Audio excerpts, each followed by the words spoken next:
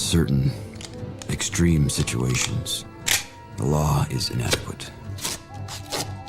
In order to shame its inadequacy, it is necessary to act outside the law, to pursue natural justice. This is not vengeance.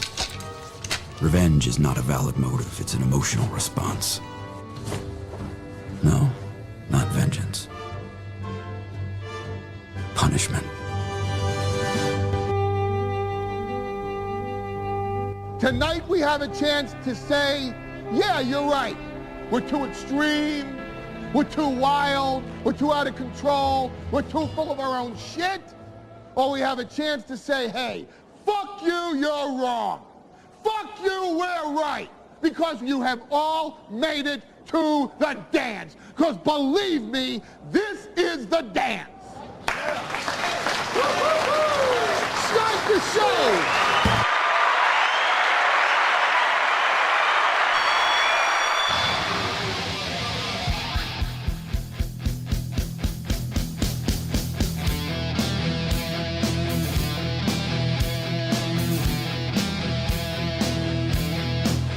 Oh, good evening, you rat bastards. How are you? Good to... Oh, no, I have to update my VIPs. Oh, God damn it. Who was that guy? Who was the guy? There was a guy. Ah, Bob. That doesn't sound like a real... That totally sounds like I fucking made that up. Bob wanted his ticket today.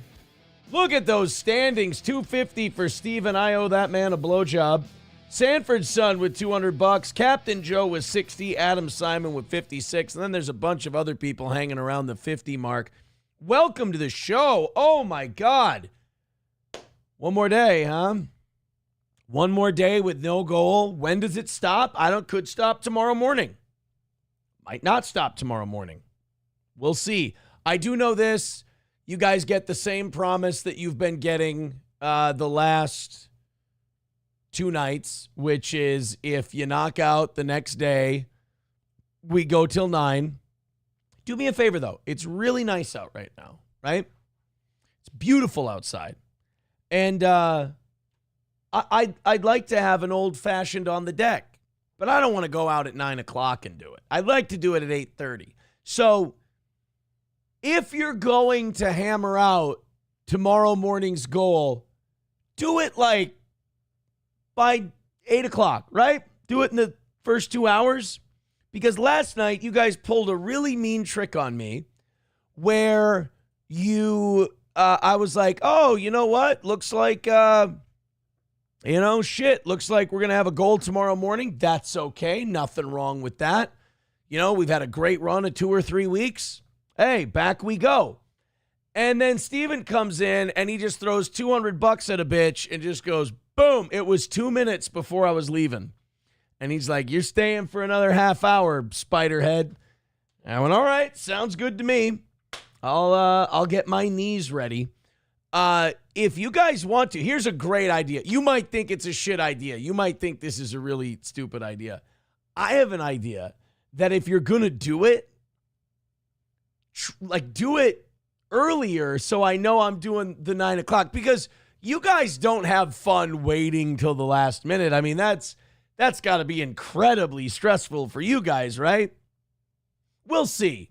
260 away from tomorrow morning. I appreciate you guys. You're fantastic. It's been a lot of fun these last few weeks. This week has been an insane amount of fun. Tuesday, we had one of our biggest days in recent memory. I mean, we were averaging nearly 1,000 people at a rip yesterday morning. Evening shows, shit. They've been doing all right, but I can't compete with this weather. I can't compete with summertime. Summertime evening show numbers, I just don't look at them. They are what they are. I have an active audience. They work, they have families, they do things. They're not basement dwellers. I understand losing them during the summer months. It's fine. Hell, man, shit, I want to be out there. There was a part of me that went, you are ahead. But I remember the diseased year of 2024 where me and a former co-host thought, when we get ahead, why don't we just fuck off and take nights off? And that's kind of kicking the audience in the nuts. Keep going, keep grinding, keep working. Nicole says it's pretty warm up there, huh? And humid? Hopefully not too bad. Oh, that last part of your comment, you dirty dog. You dirty dog. I can't believe you would say something like that. I don't know what you're talking about. I don't know what you're referencing, but I just want to say, you dirty dog. Sam Show says, bitch, it's too hot to do anything. That's true. It is really hot. I went to the gym. I was doing the boxing thing today. I got a few rounds in, I think 8. And there's no air conditioning. It's old school as fuck. And, that has been rough. That was a sweaty day. I threw that gym shirt from today in the laundry. I threw it in the wash machine, and that thing was like a wet towel. Oh, boy. There was also something really cool at the gym today. There was this guy who looked like he was about my age, either a couple years younger, a couple years older, right around that, 30s, 40s. And he came up to me, and he starts asking me about boxing. I love talking about boxing. So he's like, and I asked him, I go, you want to go in? I go, I'll talk to Scott. We can get a few rounds in today if you want.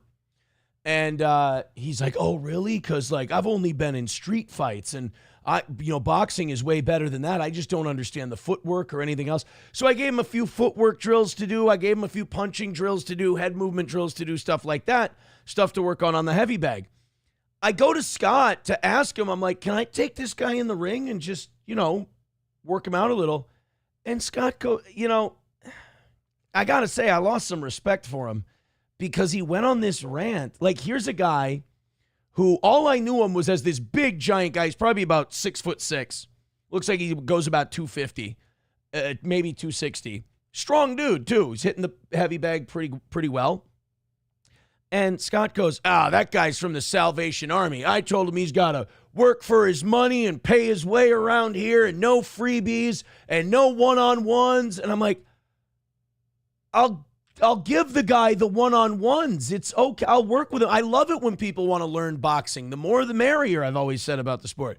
And he goes on this rant, and Scott gets angry. I get it. He's kind of central Minnesota like that, but he starts going, I need, comes here from the Salvation Army and he can work for his money and I don't do that one-on-one shit. No more of that one-on-one shit. He can pay for it and blah, blah, blah, blah, blah. And I'm like, what the fuck? That's not what boxing is about. That's not what I'm about in the sport of boxing. Someone wants to learn, I teach them.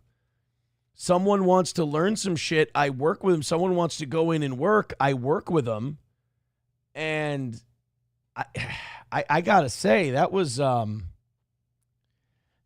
shitty. And then when I learned the guys from the Salvation Army, which means he's staying at the shelter there, it's like, well, what better way for the guy to, have a second chance? That boxing is a second chance sport. That's what it's about.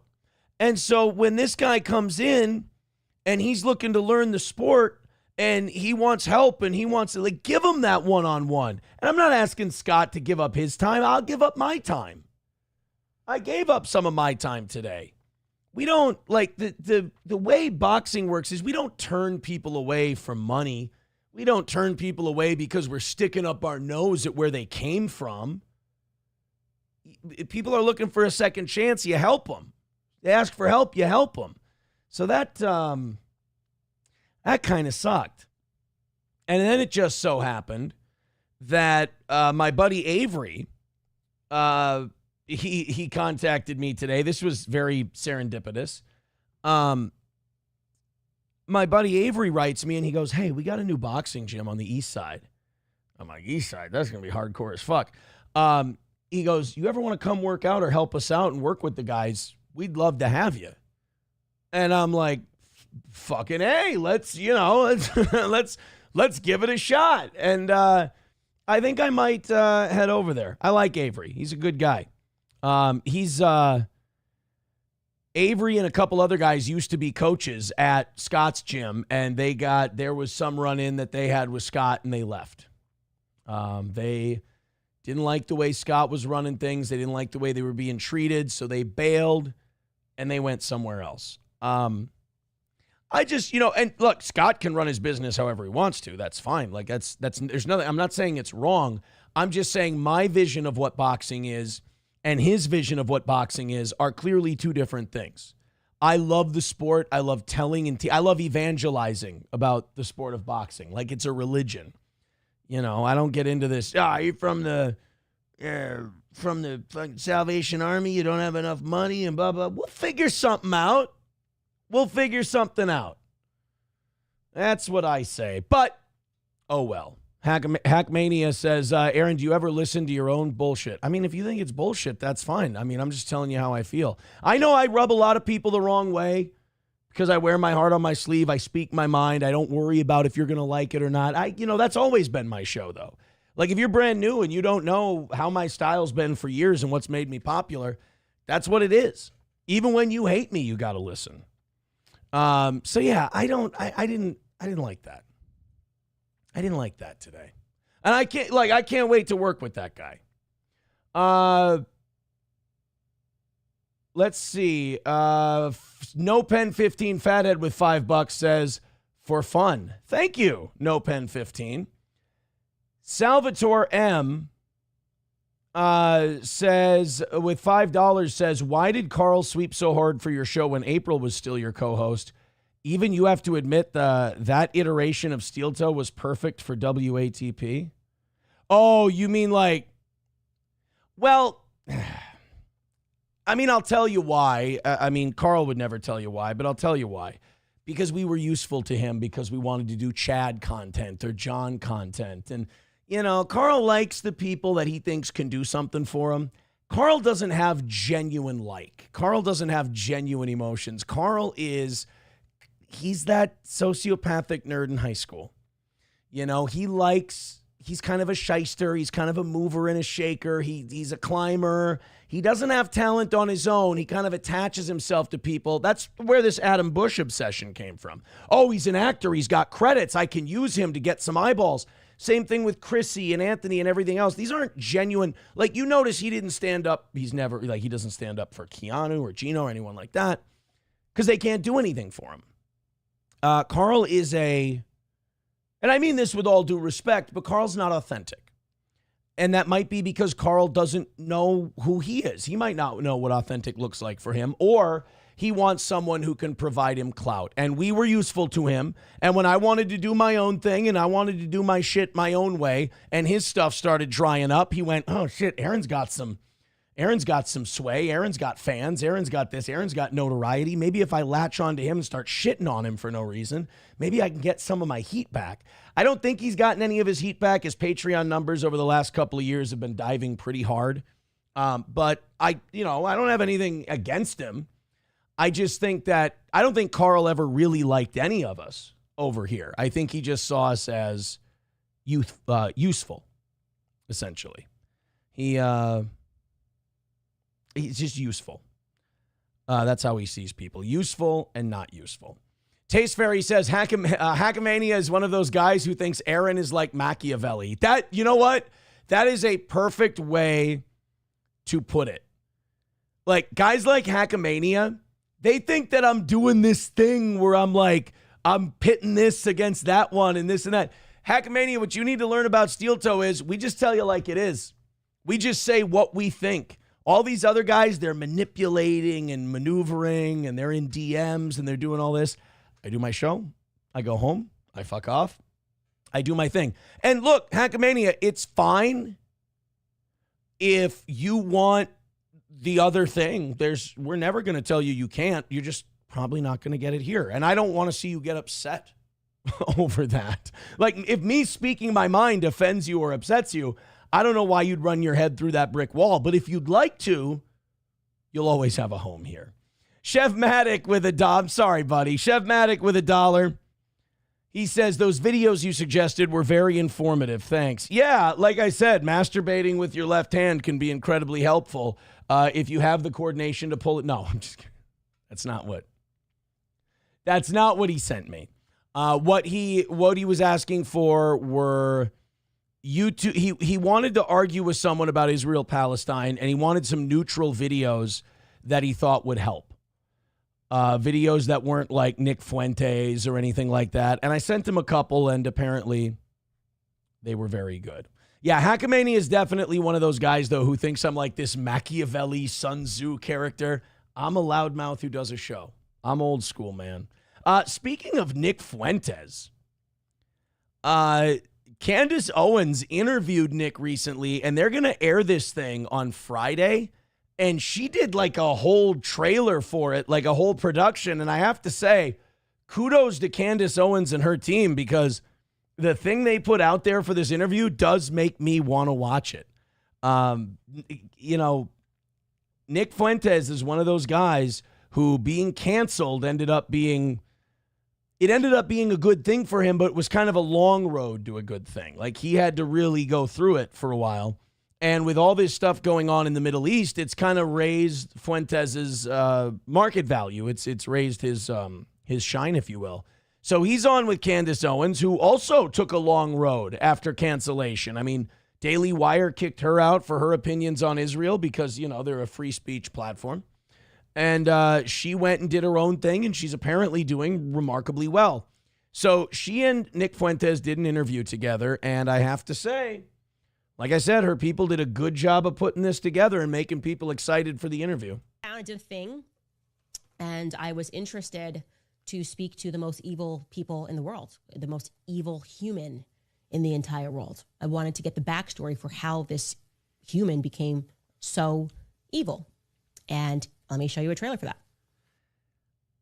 Am I wrong? Like, is my opinion wrong? Candace Owens is cute. And you know me, like, dark meat don't do it for me. Just for whatever reason. It's a fucked up thing to say. See, now I probably offended Hackamania. That's not a nice thing to say. It comes off as extremely racist. I've offended Hackamania, and I apologize. I don't. He probably thinks I'm Rush Limbaugh now, and I don't want that. You know, people who tend to lean left or be a little more politically correct like Hackamania, they don't like that kind of talk. I don't want to upset anyone tonight. But Candace Owens is attractive. Meeting me, what's your impression? Do you think I'm evil? Gay. Oh, sorry. Silly me. You were asking Candace Owens. You weren't asking for my opinion. But if you were asking for my opinion, gay would be my opinion. Gay. Evil person, or? I don't think you're evil. I think you're asking me. I became friends with all the Daily Wire people. I said, why does the United States give Israel $3.8 billion per year? You really shouldn't ask that, they would say. The way you're asking it is anti-Semitic. Isn't that fucked up? It's like, you can't call people racist or anti-Semitic towards white people, black people, Jews, Latinos, Asians, whatever, Native Americans. You can't do that if we want to have a good discussion and we want to get to the bottom of something and we want to know what people really think. The only people who are going to call you anti-Semitic or racist or anything for asking those questions are people who don't want you to know what they really think, people who don't want you to know what the real reason is, people who are manipulating you. That's why I say to Hackamania, like, I'm the realest motherfucker you're ever going to meet in front of a microphone. These other guys, they're playing their games. They're doing their twisting and their turnings and their works.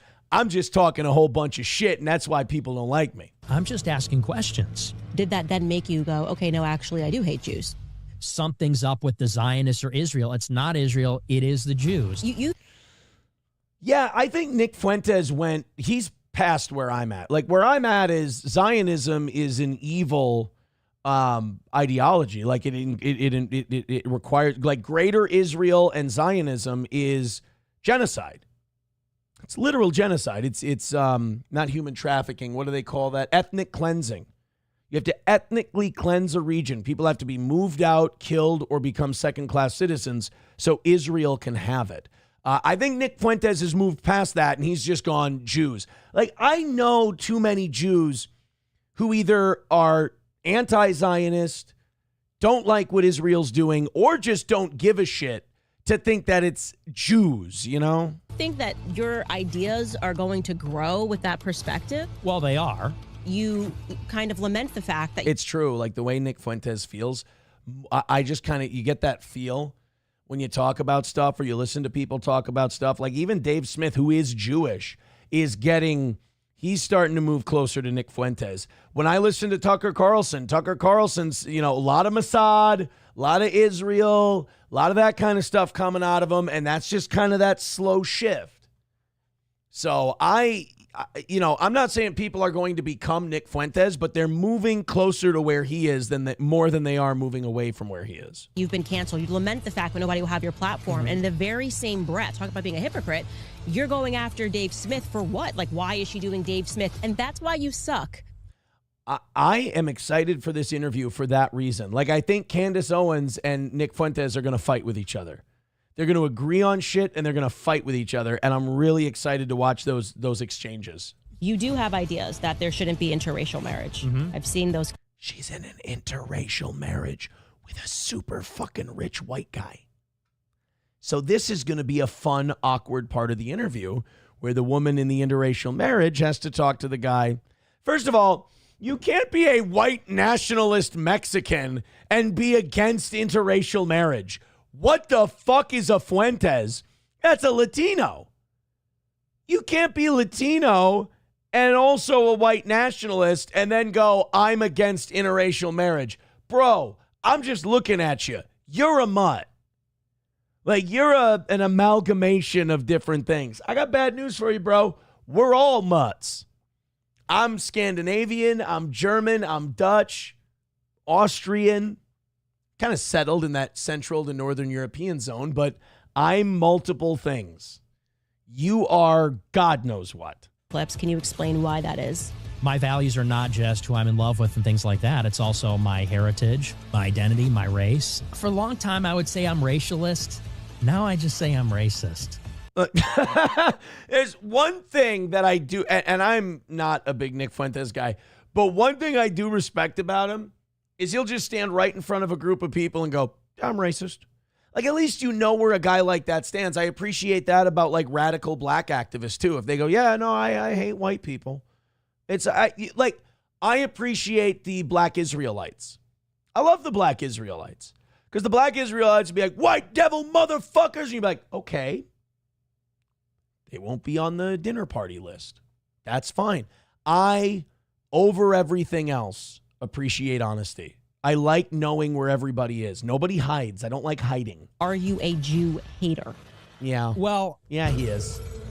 Full interview, CandaceOwens.com, Friday, July 11th. Even if you got to pay $5 or $10 to watch that, I think I'd sink 5 or 10 in to watch Candace Owens and Nick Fuentes. I think that would be great. I think it would be awesome, man. Those two could be electric together. Twisted question mark says Nick's a Fed. Maybe. Twisted question mark also says we're on wildfire evacuation watch. Very scared lady right now. Holy shit. Well, twisted question mark, I hope you're okay. I hope you're safe. I hope everything goes okay tonight. I hope you're all right. Deutsch Chad says Nick is a huge gay F word, but he's entertaining and well informed. That's true. That's true. Like, Nick Fuentes is, we can say whatever we want about him. You don't agree with his views, whatever, but, you know, you fact check his history, you fact check his stuff. It's pretty solid. Pretty solid. Hackamania says everyone's turning on. Are you kidding? Dude, I've never had more, like, friends and family. And oh, that's right. I forgot. Hackamania lives on the internet.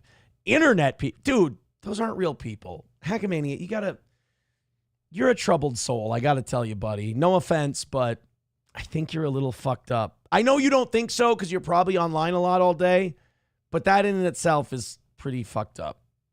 Oh, boy. Oh, would you like to go out for a few drinks after tonight's show? No, you're a psychopath. I'm not going to go out. I have to protect myself from people like you. Aaron, would you like that? Aaron, would you like to go out for a couple drinks? I got a long list of people I go out for drinks with. I ain't putting you on that list, dude. Like, watching a guy sit there like he's in the living room of your home watching you, and he's like, I know everything about you. And it's like, bro, I'm telling you, you don't. You know a character that's on a microphone? No, don't tell me that, Aaron. I know everything about you. By the way, you want to go out for a few drinks after tonight's show? No, not in the least. No offense, Hackamania. You're a fucking weirdo. I'm sorry. You probably thought this was a fun back and forth we're doing. No, I think people like you are a serious culture rot. I think we really need to help boys like you. But you can't get help unless you're asking for it. Unless you're asking for help. Poor Hackamania. That's so sad. People are even writing to him, "Oh my God, dude, what is your problem?" Yeah, I don't think you travel outside of whatever circles you run in. So you don't run into like normal people hearing what you have to say and going, "Buddy, you're fucked up." Like, I know you look around and you see fucked up people everywhere. There's an old saying, if you go out, you meet an asshole, you met an asshole. You go out and everyone you meet is an asshole, you're an asshole. Like, Hackamania has this problem where he probably goes, "Hey, when I go on to this other thing, why does everyone call me a fucking weirdo?" Take the hint. Take the hint. Sam Show says, "Why do they all sound like this? They're just so completely out of touch." It is weird, right? They're, what do you call it? Not a cosplay. What's that? A phenotype. They're all kind of the same. I'm going to cut this guy loose before he starts trying to wear my skin as a hat.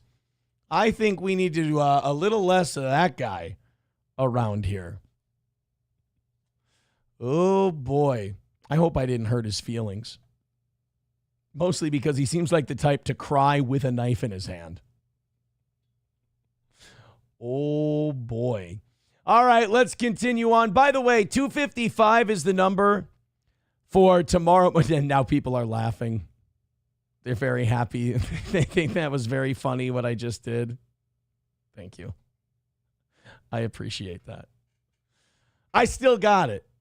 Rusty Grammer says, "Shameless plug. I have a metric fuck ton of firewood for sale. $5 bundle, $300 to fill your pickup bed. People I can trust know how to get a hold of me." Fucking firewood. I don't need firewood. You know what I need? A 5-gallon bucket of golf balls. You know? I'm staying in the deck on Sunday more than likely. And I think on Saturday or Friday, maybe even tomorrow, I'm going to sit out on the deck if it's nice out with my scrubber and a thing of soap and water and a towel, and I'm going to fucking scrub golf balls all day. I think that's what we're going to do. Let's get to our next item. Like I said before, 255 for tomorrow morning's goal. Basically, look, we've been ahead for almost 3 weeks. If we make it to tomorrow, it's 3 weeks. So if you guys bang out tomorrow, it's officially 3 weeks, and we'll also go to 9 p.m. But also, this streak has to end at some point. This streak does have to end at some point. Maybe it's tonight. We'll see. But gift those memberships. I love gifted memberships. We got some news on Randy Couture today. I don't know how many of you were like, this is when I started watching MMA, is Randy Couture versus Chuck Liddell, and then, Brock Lesnar and Vanderlei Silva, guys like that. That's when I started getting into it. That was kind of my first era. Late Randy Couture, late Iceman Liddell, late Tito Ortiz, and then Brock Lesnar comes in. Then you get your Ronda Rouseys and your Conor McGregors and your John Joneses and your Daniel Cormiers and all those guys, your Stipes. Then you come with the Ngannous and the Volkanovskis and the Adesanyas and all that. Now we're kind of moving up from that era, and now it's like the era of the really boring Dagestan fighters. I shouldn't say boring. If you're into like the Brazilian Jiu-Jitsu and the grappling and all that shit, you probably love it. You think it's awesome. I'm more of a striking kind of a guy. Those Dagestan fighters, to me, it's like when Eastern Europe started taking over boxing. It was just so fucking boring. Like the Klitschkos were so hard to watch because they were just big lumbering battleships. Then you got like the Lomachenkos and the Alexander Usyks, and they were a little more flashy and exciting. They're fun to watch. But I don't know, man. Starting with Khabib, I know a lot of people liked him, but God, his fights fucking bored me. They really did. But Randy Couture, again, I don't know if you know this or not. Randy Couture was airlifted to a burn center today after he suffered a serious injury in, I believe, a racetrack crash. I don't know what the fuck Randy Couture is doing driving race cars, but he was airlifted to a burn center with serious injuries after crashing during practice runs at a racetrack in Kansas City. Couture, who was slated to make his National Hot Rod Association racing debut this year, was involved in an accident during preparation today, resulting in first and second degree burns, trauma injuries, and smoke inhalation. We do have a photo here of, this is his arm. You know, that ain't good. 62 years old, Randy Couture, and he's fucking around with hot rod racing. Actor, fighter, Army vet, completely wrecked the car he was driving. It's unclear what caused the accident. He was rushed to a nearby burn center for treatment, where he remains at this time. Luckily, the UFC Hall of Famer is expected to recover. And I'm guessing, you know, if the way he was a fighter is the way he's going to be as a driver, he'll be back out there again, probably sooner rather than later. But look, we've lost like Madsen. We've lost a couple of other people the last couple of weeks. I ain't ready to lose the natural. I ain't ready to lose Randy Couture. No way. He won that trilogy with Liddell, by the way, didn't he? He won that one 2-3. And I believe he then lost the title to Brock. I think Brock took the title from him. My Lost Interest with $5 says, happy birthday, Dad. Oh, look at that. He's wishing his dad a happy birthday. Isn't that nice? Mudbutt Beardo, love that name, with $1.99 says, was he racing against Camelot? No, because he crashed. Totally different. Leah says, I just don't understand. Oh, I don't understand trolls. Like, why? Who doesn't have better things to do? They're men with bad relationships with their father who can't admit they love you. That's all it is. They got a lot of problems. And you know what? I'm a charismatic, entertaining guy with a following that bothers them, and they have to try and like speak out against it. It's their identity. I am their identity. Look, do I find it pathetic? Yes, but is it entertaining, and am I kind of an asshole about it? Absolutely. I mean, they're not nice people, so it's not like you have to be kind to them.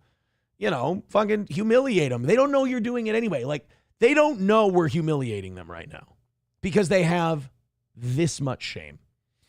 Jeff Jordan says, hey, Aaron, quick plug. Oh, no. Now he's going to bust Rusty Grammer's balls. He says, hey, Aaron, quick plug. 2004 Jayco 26-footer for sale since we're doing Tradio now.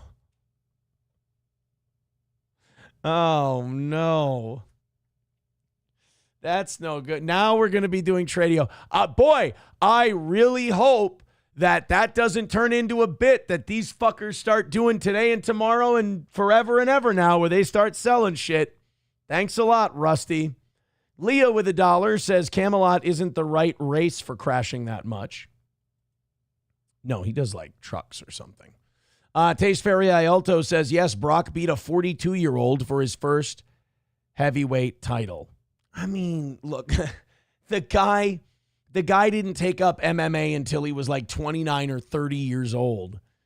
And he won the heavyweight title in, what was it, like his third UFC fight? Dude. And then his win over Carwin, his win over Mir, his win over Couture. I mean, those were really, really good wins. And then when he took a break and he came back and he beat Mark Hunt. Brock had a good run in the UFC. Taste Ferry Ialto says, then lost it to a sawed-off Mexican monster. Did he lose it to Kane first, or did he lose it to Overeem first? I think he lost to Kane. Yeah, he lost to Kane first. Then he tried to come back against Overeem, and he got his fucking head kicked in by a guy who was so fucking gassed up that it was coming out of his eyeballs. Yeah, he lost it to Kane. But that was after he almost fucking died from a bout of diverticulitis. So, like, I don't know, man. I wonder what kind of run Brock could have had if he would have stayed healthy. He was a different animal, man. He was a different animal. Cockdiff says his brother Mike Hunt was a good fighter. Taste Fairy says his win over Cena at SummerSlam when he superplexed him like 20 times was the best. Yeah, that was a big W for him, was the WrestleMania win. Doggo Doesn't Die says, I have a wood-burning microwave for sale. Great, so we're doing this. Leah says, diverticulitis doesn't kill you. He was hospitalized. He was in really bad shape. What the fuck? I'm not a doctor. Chevmatic with $1 says, and then Vince and him and Vince shit on her. That's right. Brock came back to WWE because I said, Brock, I've got a smoking hot assistant and I'll let you shit on her chest. I believe that's how the phone call went. Brock, Vince, did you see the smoking brunette I got working for me? Why don't you come over, plant that beastly cock in her, and then we'll shit on her chest. And if she tries to sue me, she's fired. I think, that's not a word-for-word recreation of how it went down, but I think that was close. MSO says, I had diverticulitis, put me in a hospital for 3 days, and yes, it can kill you if you get a puncture with it, and then your waste bleeds into your body. So basically, Leah's calling you a pussy, is what I'm gathering from all this. Jayfish says, died from diverticulitis. Holy shit, that's near impossible. That's not what they're saying. And they are the people who aren't you and Leah. Now people are saying in the chat, Rusty, do you take trades? God damn it. This is going to be all night now. Oh, man. Taste Fairy says, fuck, I know way too much about Brock Lesnar. That's okay. It's okay to know a lot about Brock Lesnar. He was one of the most famous athletes of our era coming up. Vidam with $5. Thank you, Vidam. Appreciate that, buddy. That puts us 2:45 away from tomorrow morning and another perfect week for the toe and us staying ahead. I appreciate it. He says, Aaron, do you let the government power company control your Wi-Fi internet with a smart thermostat? No, I have a very retarded thermostat. It's the dumbest fucking thermostat you've ever seen. It's so fucking retarded. Power saver switch on your AC? I don't think so. Furnace, hot water heater? No, I got old school shit. My house was built in what, 06? I think we got mostly an 06 shit in my house. Chevrolet JB with $1 says 1991 S10 2.8 liter 5-speed 164,000 miles open to offers. God damn it. Leah says, so it's the Aaron of thermostats. Thank you. Doggo Doesn't Die says that the fact that you know what that is and can pronounce it is pussy. I don't know what that means. Shane M. Oh, Shane M's always good for a laugh. Let's see what our buddy Shane M has. It's another one of those guys that's probably bothered that people are loving the toe lately. He says, $5. Aaron, have you addressed that Johnny and Digger think islands are just floating land? Wait a minute. I might be a Shane M guy now. Digger and Johnny are just floating land? Even you have to admit that was really dumb. Okay, here's the thing, Shane M. And I tell you guys this all the time, but you need the opposite to be true so you don't believe it. I don't watch anything. I literally watched a Chernobyl documentary today after the gym, and then I did dishes, I cleaned my countertops, everything else. Like, I did big boy shit. Like, I don't do gay internet drama. So you're going to have to help me out. If you could send me a timestamp or something like that, if you get it in the Rumble chat or super chat it on YouTube, either one, I'd love to hear. I would love to hear Johnny and Digger tell us that islands are floating land. I would be so happy if you got that for us. Vidam with $5. Oh boy, he says the Jews keep telling the slaves how to live by changing our schedules for power saving. The Jews are so greedy. The energy companies are changing the way they charge us on peak hours. Here we go. Oh my God. Loaded Wrench with $2. God damn it. Loaded Wrench says ISO 2005 Avalanche parts, cash in hand. God damn it. Small Town MN Gal with $2 says, Rusty, how much for the grammar copter? Oh. Professor Tie-Dye with $1. Speaking of trolls, have you seen the clip of Melton saying he had a dream you were a real dick? The Lispy co-host asked why Melton dreamt you were an asshole, and Melton said he was the asshole. Oh, I get it. I was fucking him in the butt. Well, that would violate his current predicament. $2 from No Pen 15 Fathead says, looking for a 2022-ish Chevy High Country. I know someone with a 2020 who could use the cash. Leo with $1 says, give us a link. We need to watch that. Oh my God, I agree. We need to see this fucking link. I hope that Shane M is getting it. I really do. I really hope that Shane M is getting the link of Johnny and Digger thinking that, what was it? Islands are just floating land? My Lost Interest with $2 says, my dad was watching. He called me to ask if he needed to continue watching. Does he like me or not? Tell him to support the show. Tell him before he leaves, hit like. In fact, everybody right now, hit thumbs up, hit it once or hit it 3 times. One of the two, your choice. Hit thumbs up no matter what platform you're watching on. Oh my God, how many do we have now? Rumble, YouTube, Twitter, Facebook, Kick, Twitch, whatever the fuck. I know we averaged almost 1,000 people on Tuesday morning. It was fantastic. Chevrolet JB with $1 says, what you need on that 05 Avalanche. God damn it, are we still doing the fucking Tradio? This isn't stopping, is it? I'm not getting away from this Tradio bit. At least you guys are throwing in money when you do it. That's nice.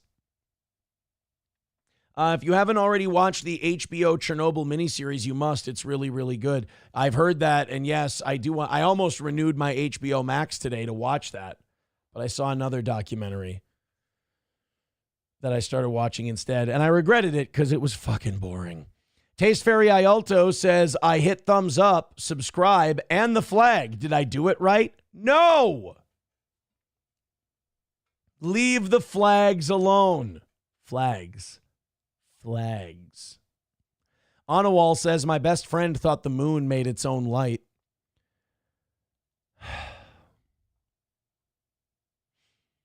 Man. Oh my God, great. Holy shit, I missed it. MSO, thank you very much. Hey guys, it's 2:30.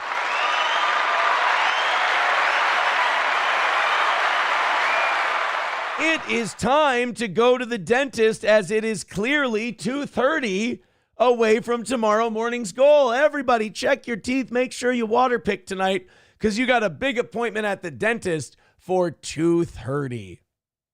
Thank you, MSO. What a hack I am for forgetting that. I really thought if I fucked around enough tonight in between these super chats, I thought somebody would grab me a timestamp for this Johnny and Digger floating islands thing. But I don't think we're getting it. I'll have to move on. Unless Shane M's working on it. Leah says, my husband's friend told him the world is flat, so they're no longer friends. Doggo Doesn't Die with $2. Says, looking for a white, pristine hood for a 2013 Dodge Ram 1500. Not getting away from this bit, are we? Not getting away from it. Not happening. Not anytime soon. Not ever. All right, off we go to the rest of our topics tonight. Redbird with $2 says, simply no. And remember, everyone, no means no. Thank you for the $2. Vadam with another $5 says, Crunchy, how much for a ride tonight? Is the going rate still $200 an hour? Now, wait a minute. Crunchy is not a prostitute, Vadam. That is inappropriate. Miss Tay with $5 says, wait, what? You're doing Tradio? $230? Fuck you, MSO. Well, I guess that MSO Miss Tay date isn't happening. Wait, no, who was it who wanted to go out with Miss Tay? I don't think it was MSO. I think it was somebody else. MSO is a gentleman. $220 away. All right, so no more $230. We're 220 away now. It was fun while it lasted, right? It was fun while it lasted. But now it's over because Vidam had to call Crunchy a prostitute, and then Miss Tay had to tell MSO to go fuck himself. That's where we're at.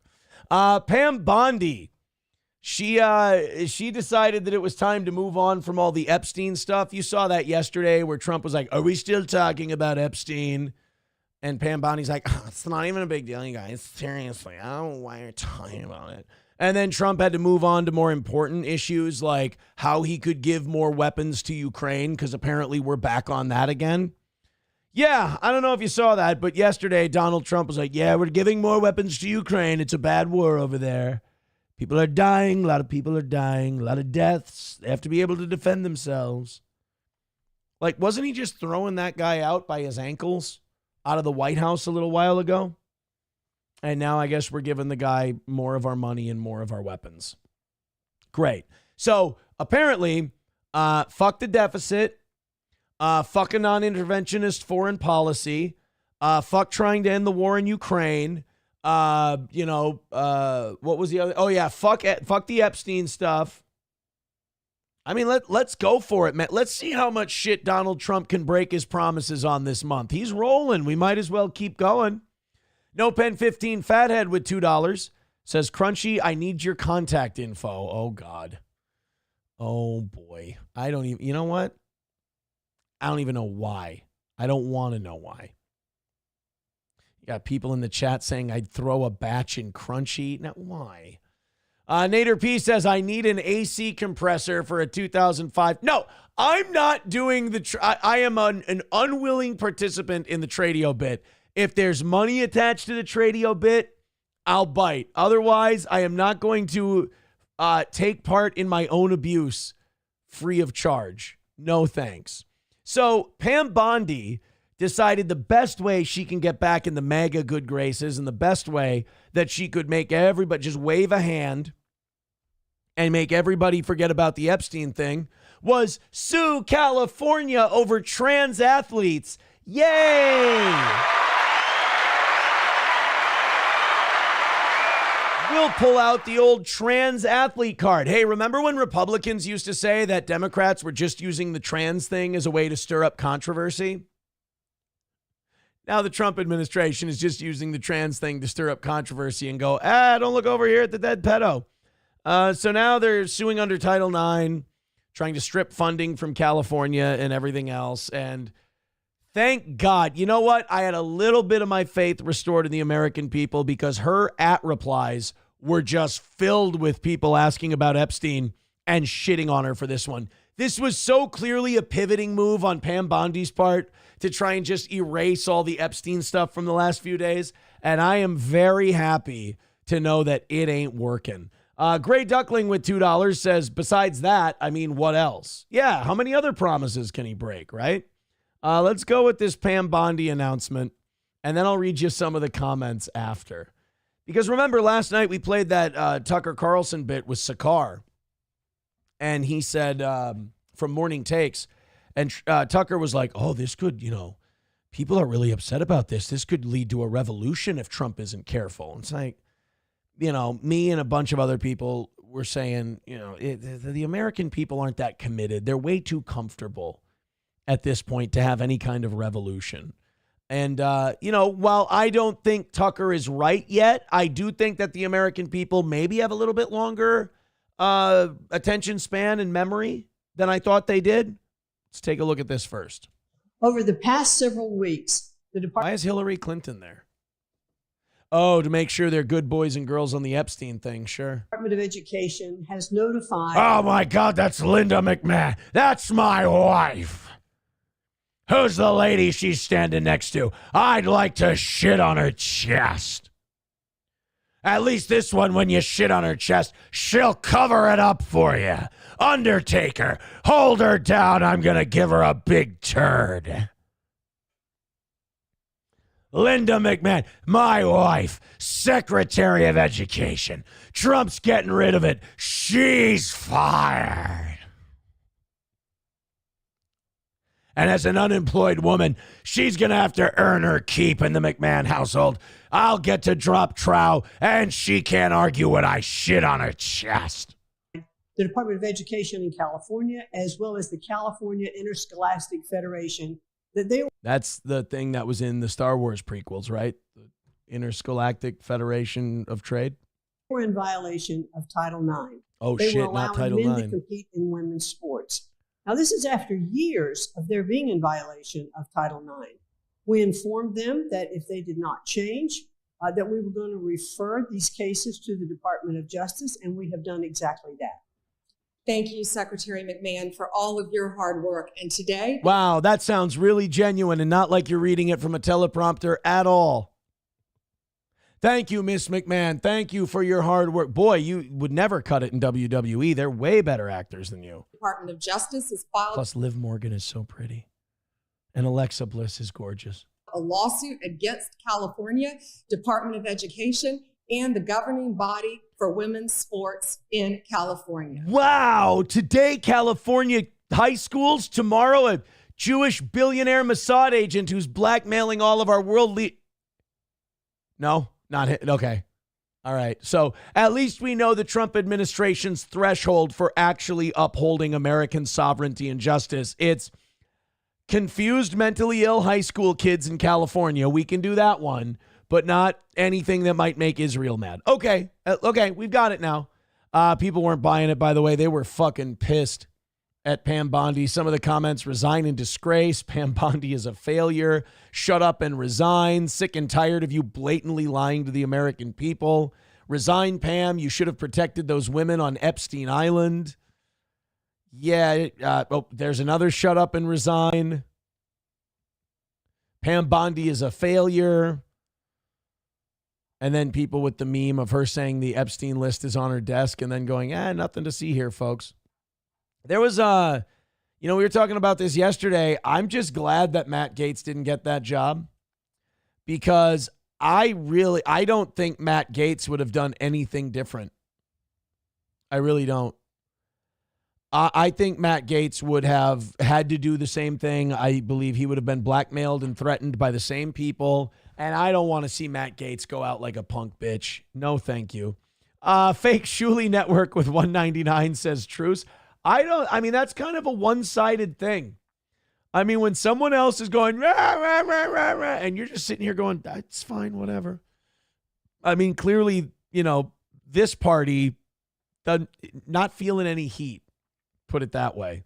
Ryobi with $1 says, looking for a white pristine hood for a guy in his 40s. I'm 38. You're not talking about me. All right, that was a little defensive, maybe. Ryobi, are you coming up for the anniversary show? That's a question that exists. $2 from Doggo Doesn't Die. He's looking for an AC compressor for a 2005 Chevy Impala with a 3800. He will accept trades on Tradio. Great. Awesome. Vidam with $5 says, anyone know of anyone that will drain their 401k to help me buy a truck that I really deserve? I have worked so hard for that truck. Dan Vicious with $2 says, I've got a UN food program safari vest signed by Christina Aguilera from around 2004 or 2005, looking to get about $30 or best offer. $1 from Chevrolet JB says, can we give Israel props for knowing all the powerful people like the fuckers? I mean, is that what it is? Or is it more, I always thought that it was like they hooked them up with these chicks, these rich guys, these rich and powerful guys didn't ask. And then after that, it was kind of, after the fact, they went, oh, by the way, that girl's like 14. I thought it was more that way. I didn't, or maybe they all do like having sex with teenagers. I don't know. Deutsch Chad with says 3800s are good engines. Dude, those 3800 GM engines were indestructible. I drove a 98 and a 99 Pontiac Bonneville back to back when I was a teenager and then in my early 20s. They ran forever. I had to wreck them. Like one of them had over 300,000 miles, I think. And then I was just ready for a different. No, the 99 I didn't wreck. The 98 I wrecked. I didn't wreck the 99 though. It ended up being a pizza delivery vehicle for a while when I worked in Litchfield. I would see it around. I would see my old car.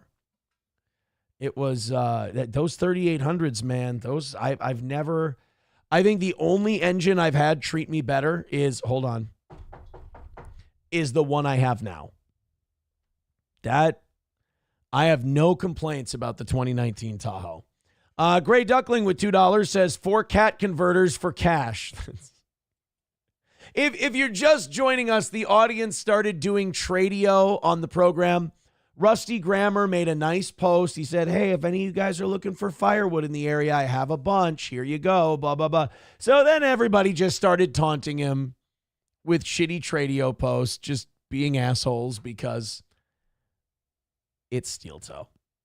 That's why. 210 away from tomorrow morning's goal. Holy shit. Thank you guys very much. If you do get to 0, it does mean we're going until 9 o'clock tonight. It also means that we have stayed ahead goal-wise for 3 full weeks. Unbelievable. I love looking at CNN's market ticker because CNN's market ticker has this thing. I don't give a shit about the article, but CNN's market ticker does this thing where if the markets are going really well, CNN goes, extreme greed is driving the U.S. market. So when things are good, it's greed. And then if it's not going well over here, it's fear. It's not like positive news about the economy or profit taking. It's greed and fear. It's never good. If the market's going crazy, it's all because of these goddamn greedy bastards. If it's not going well, it's because everyone's scared. I don't know. Maybe they're scared because he kept telling them how greedy everybody is. It's such a stupid way to analyze markets and economies and shit like that. Things are going well. It can't be because there's good economic news. It can't be because apparently there was another jobs report that came out that was good. It can't be that. It has to be because of all that fucking greed. You know, sometimes the markets are down because of greed. You know, sometimes the market goes on a crazy ride and a lot of people sell to take profits. You know, a lot of their stocks went up. They're like, I don't think this is going to go any higher. I'm going to cut my wins here. I'm going to walk away from the table. So that's greedy. That's turning it into liquid assets. So it's very reductive to say that it's greed or fear if it's up or it's down. It's fucking stupid. But then again, I guess, what do you expect from a place like CNN Business, which kind of seems like an oxymoron? Loaded Wrench with $2 says, is this still available? Oh, great. Now we're super chat cross-talking our fucking, what do you call it, our Tradio shit. Doggo Doesn't Die with $1 says, what do you mean shitty posts? I really do need a hood that isn't dented all to shit. I'm sorry. You know what? I'm sorry I said anything about all your guys' wonderful Tradio posts that you've been sending in today. I want to apologize from the bottom of my heart. You guys are genuinely in need of things. Dan Vicious with $2. God damn it. Dan Vicious with $2 says the Christina vest is real and it's for sale. Okay. Did nobody come up with the Johnny and Digger thinks that islands are floating land thing? I'd love that. No Pen 15 Fathead with $2 says ISO, a pull behind brush, mower for an ATV. Gray Duckling with $5 says refurbished titanium hip, willing to trade. 2:05 away from tomorrow morning. Thank you guys so much. This is the oddest way I've ever seen any of our goals get knocked down. But thank you. And I'm very excited to see where this goes next. Oh, hopefully I don't have any more. Nope, no more so far. Oh, wait. Nope. Fuck me. Give me a second. Doggo Doesn't Die asking about the Christina vest. Did Christina rub her bare tits on it? That is a good question. That's fair. I mean, if you're going to buy a product, it's good to know things about it. Paul with $2 says Pitbull for sale or trade for good running truck. Dog has only bitten blacks.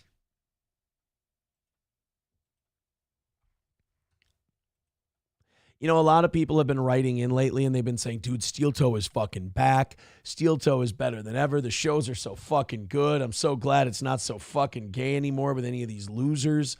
And I appreciate that and I love that and that's great. If this is what you guys had in mind, fuck, if you're happy, I'm happy. Nomo with $1 says, have 2003 6-station Nautilus machine. Very good condition, has all attachments, some superficial rust, free, but must dismantle and transport yourself. Ryobi with $1 says, just sell me the white hood. If it smells of wood soaked in kerosene, it's okay. My Lost Interest with $2 says, Dad, hit the back button and then the home button on your remote to exit out of YouTube. Oh, no, My Lost Interest. So we've got Tradio going on, but also My Lost Interest is trying to send his father advice on how to turn the show off via Rumble Rants. Thank you. Well, you know, I hope that I've worked as an intermediary on this issue. All right, even 200 away from tomorrow morning's goal. Keep it moving, guys. Looks like you want to go till 9 tonight. Chevrolet JB with $1 says, got that S10. My lab's about ready to die. What the fuck? What am I even doing? What is this? That's people saying it's like the old radio show again. I think they're right because I used to go through radio shows like this. I used to be sitting behind the console at the radio station. Like even during commercials, I'd look over at Oz and I'd be like, this isn't a real job. Like we're stealing money right now. This is fucking weird. Mudbutt Beardo with $10. Thank you for the 10. Used mower only turns left. $40 or best offer or trade for deer jerky. Guys are retarded. Gray Duckling with $2 says $5 e-bake. I think he means e-bike. No battery, no seat. Best offer. Hold on. I'm just getting this all caught up. There's a bunch more now. I guess this is our show tonight. Dan Vicious with $2 says, if you Google it, I believe she was wearing a white cotton tee. Oh, should we get a visual of one of the Christina Aguilera vest, white t-shirt images? I don't see it. Where was it worn again, Dan Vicious? If you could let us know where this vest was worn, I can maybe find it for everyone. God damn it. Fuck you, dude, with $1. Says, just got a signed photo of Judy Stroya. Will trade for World War II memorabilia. Vadam with $5 says, I have an Adrian Washington CD for sale. $50, limited, still in factory wrapping. Adrian Washington is a famous comedian. Or is a famous worldwide comedian. Hurry up, won't last long. Rexstart parody account with $1 says, healthy milking gorillas need a good home. Previous owner died when the island he was on capsized. Make an offer. I didn't know I wasn't going to have to do a show tonight. Thank you, Rusty Grammar, for making this all possible. You guys are also only 180 away from tomorrow. Doggo Doesn't Die with $5 says, used S&W 9mm. He's kidding, by the way, YouTube. He's joking. Serial numbers are slightly blurry, and it might possibly be connected to a couple of questionable incidents. $2 from Loaded Wrench says, left leg diabetic socks. That is fucked up. 36 inches long, $2.19 each. You see, he only has, I don't know if you know this, but he only has the left one because the diabetic. Well, you understand. 175 away from tomorrow morning, you fucking assholes. Sam Show loves black men. Says you have to stop looking at weather as a factor for your show. It's fucking ridiculous. Really? Because that's a very common thing in broadcasting. It's very common. I'm sorry that I have an audience that goes outside. I know. Oh, I'm sorry. I know on the internet it's not a factor. But a lot of my people came here from our old show. And sorry. I love when people are very confident with their shit, but they're wrong. Das Optic Nerve with $1 says, I've got 3 used. And by the way, even if you go, like this goes back to the Twitch days, you look at any metrics in the summer, shit goes down. It just does, which is fine. It goes right back up in the fall and spring. I'm surprised you didn't know that actually, because aren't you like an internet type of guy? I'm surprised I'm just now educating you on that. Das Optic Nerve with, and yes, I'm being kind of a dick. Das Optic Nerve with $1 says, I've got 3 used inflatable sex dolls. We'll trade for offensive Negro artifacts. Well, you know, it is tradio. Fuck you, dude, with $1 says, does anyone have a couch for sale? Really is just, it's amazing. It's amazing the shit they come up with. Nomo with $2 says, try my dad joke on for size, please. What is a square's nationality? Cuban. It's not bad. It's not bad.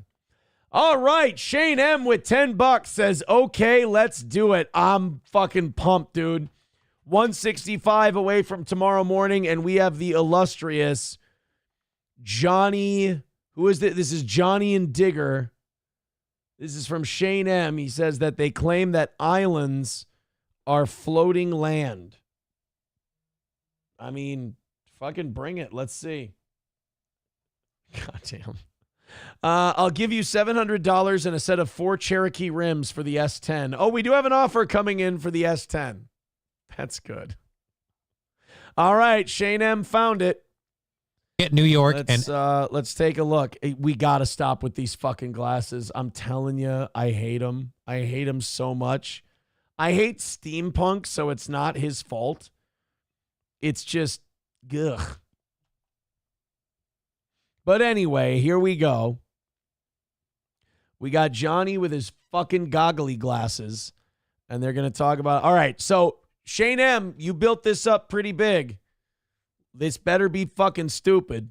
Alcatraz. Underwater? Yeah.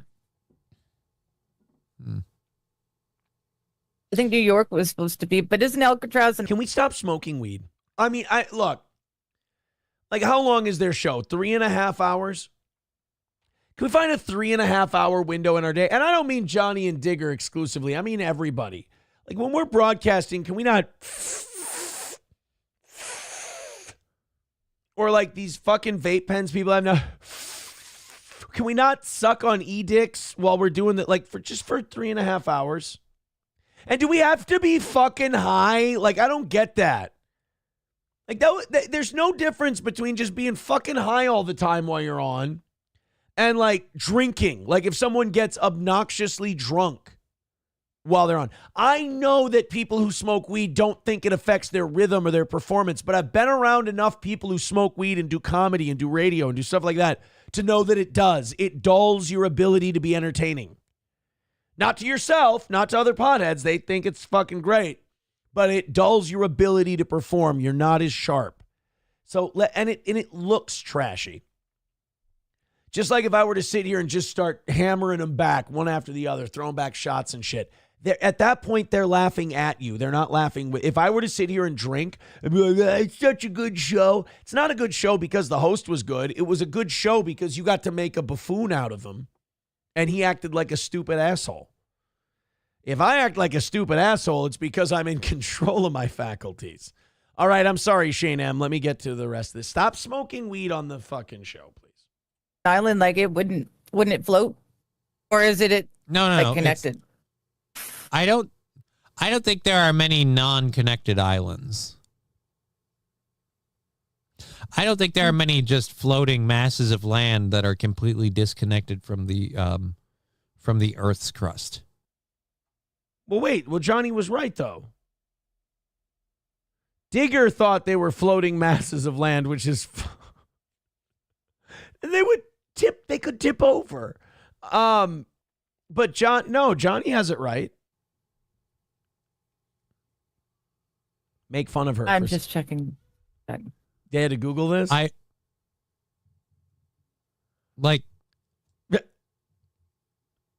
Johnny's kind of doing a Mersh right now, isn't he? This is a very... I'm seeing a lot of Mersh right now in Johnny, where you're just kind of looking like a stupid asshole who's like a lost deer in the woods, doesn't know what to do. Doesn't know what to say. He's just kind of... His brain seized up on him. So Digger, Shane M., this is how I'm gathering this. Digger said that aren't islands just floating masses of land? Which, you're right, is an utterly retarded thing to say. But Johnny did say, I don't think there's many islands that aren't connected to the Earth's crust. And I know in like one of the states that borders the Great Lakes, there are some floating islands. It's a rarity, but it does happen. I get it. Johnny could have had a little more confidence in his position. Like he's a little iffy. He's shaky right now. But Digger just went in with the floating masses of land bit. They're Googling it. Oh, no. No, he had to escape those places, too. Oh, he had to escape New York and L.A. All right. Hawaii is floating, though. So then by definition, if Hawaii is floating, doesn't that mean that it's not completely disconnected? So then it's drifting. So then what keeps it in place? Well, there are islands that were formed by volcanic explosions. So those exist. Planes land on Hawaii. Its overall location could change if it's floating. So we could...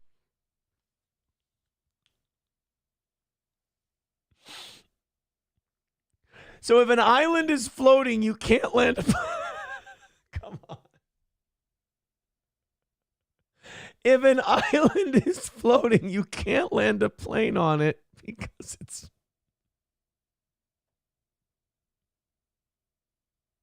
Okay, Shane M., you win. This is fucking gold.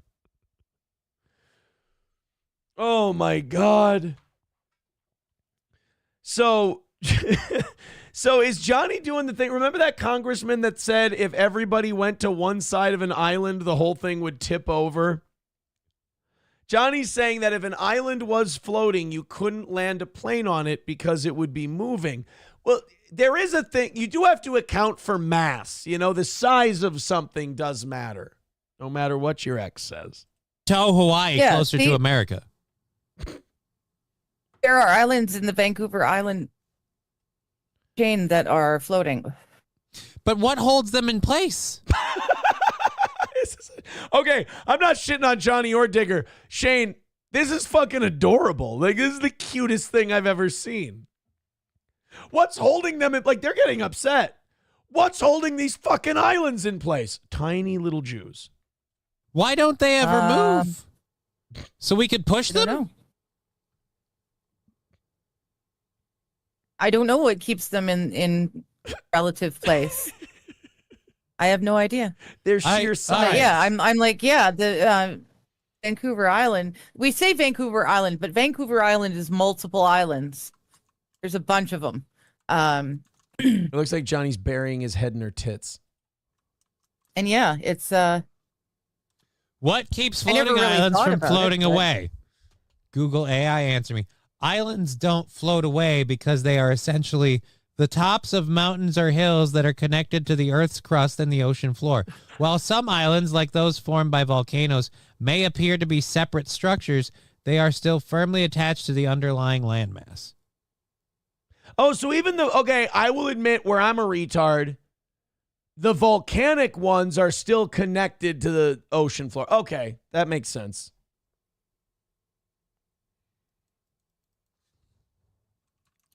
What are... They're not buying that?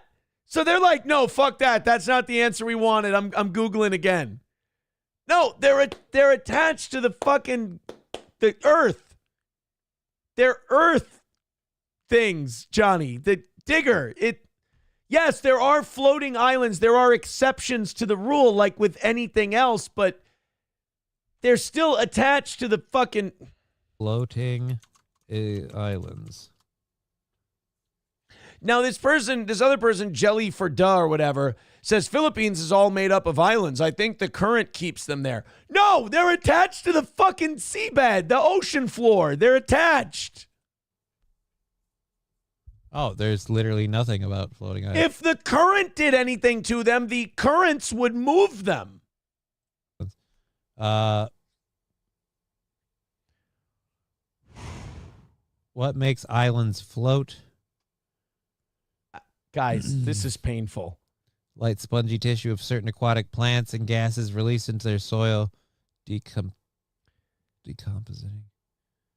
Floating islands do indeed exist on 6 of the 7 continents, sometimes in oceans between them. Right. It does. Look, they do exist. Floating islands do exist, but they're not like fucking Hawaii where you can't. How do they land a plane if they're How does this not have 5 million views? How is this not the most watched thing on YouTube right now? Let me tell you something right now. I've told you this a million times. We have the best show out there. That's true. But that's like consistent day to day. Just because something is watched a lot doesn't make it good. And just because something is watched a lot doesn't mean it's not good. But the fact that this hasn't been clipped and viewed millions of times on YouTube just goes to show you that people have no fucking taste whatsoever, and they're all dumb. This should be everywhere today. Man and woman try to find out why islands don't float away. These islands are kept buoyant by... All right, so yeah, but they're floating... People are writing in, LOL, you had to Google this shit. Islands, but what are they? Oh, no. Floating islands are attached to the seafloor. Yeah, it says they're attached to the seafloor. This show should be attached to C4. This is bad. I don't know if you disconnected them if they would still float.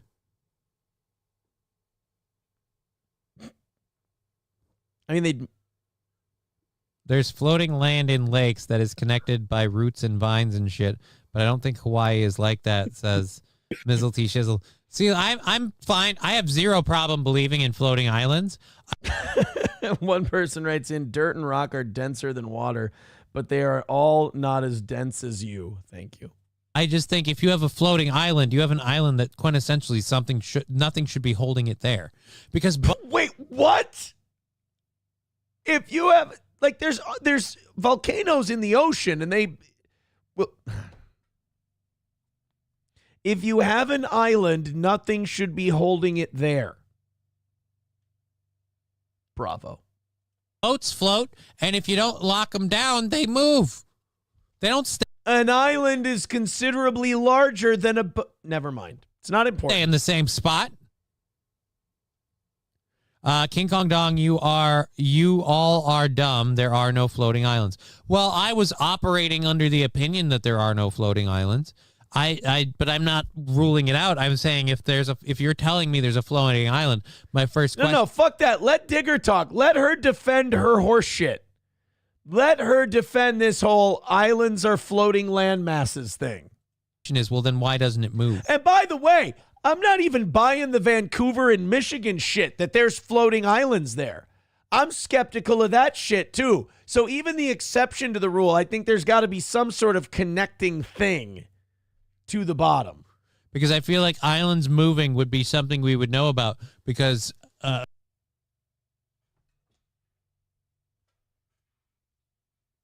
Pangea. It all broke apart and we've been moving. I wouldn't say floating. We're not floating, but we are moving. Again, it continental drift. Doesn't seem like common knowledge. Oh fuck. Islands like Hawaii are moving towards Japan at 3 to 4 inches per year. That's because of the Pacific plate. Yeah. Right. That's tectonic shifting. That's continental drift. Your hairline is a floating island, says Optic Nerve. That's attached to the root. By the way, I do know the spider is aggressive today. He be hungry. Which they are attached to. Which they're attached to, yes. It might be a fucking dental floss thread of land, but it's still, again, they are locked down to the ground. Get these to a fucking science show, quick. Otherwise, they wouldn't be stationary. Well, Hawaii is coming to BC, though. What? Yeah. Hawaii is coming to BC. In the case of the Hawaiian Islands, the Pacific plate is continually moving to the northeast. The plate is shifting. The plates in the earth are shifting. Hawaii isn't. Shane M., we're now getting to the part of the clip where I'm kind of getting mad. So I'm going to move on from that one. But thank you very much. I think that was every bit as good as you said it was going to be. By the way, Balls Deep says, SIGs are a crutch, like goal reminders. Cheers. Well, he's got me there. I can't really argue with the guy on that one, can I? He's kind of got me dead to rights. Thanks, buddy. They are perfect for each other, one person says. He said, I don't think there's too many. He didn't say that they don't exist.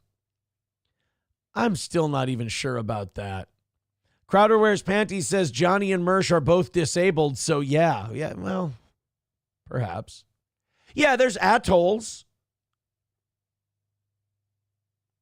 Shane M says he's talking about towing Hawaii soon. Yeah, we heard that one. We heard the towing Hawaii part. Oh my God, now I'm getting to the part in the chat where everybody's writing, oh dear God. LMFAO. Don't do drugs, kids. Why don't they tip over? We should encourage them both to use more drugs. What the fuck? Hawaii is just a big volcano sticking out of the water. That's an oversimplification, but remember, they're both smoking a lot of weed. Twisted Question Mark says they have to be playing around. No, they don't. They don't have to be. Oh, End of Silence and Chevrolet JB stick out like a sore thumb in this Rumble chat. Get those two some memberships so they don't have to watch ads on Rumble. Fuck you, dude, with $5 says there is a floating island in Wisconsin. We'll check it out. I stand corrected, Aaron. Maybe no smoking pot is a good thing. Thank you. Thank you.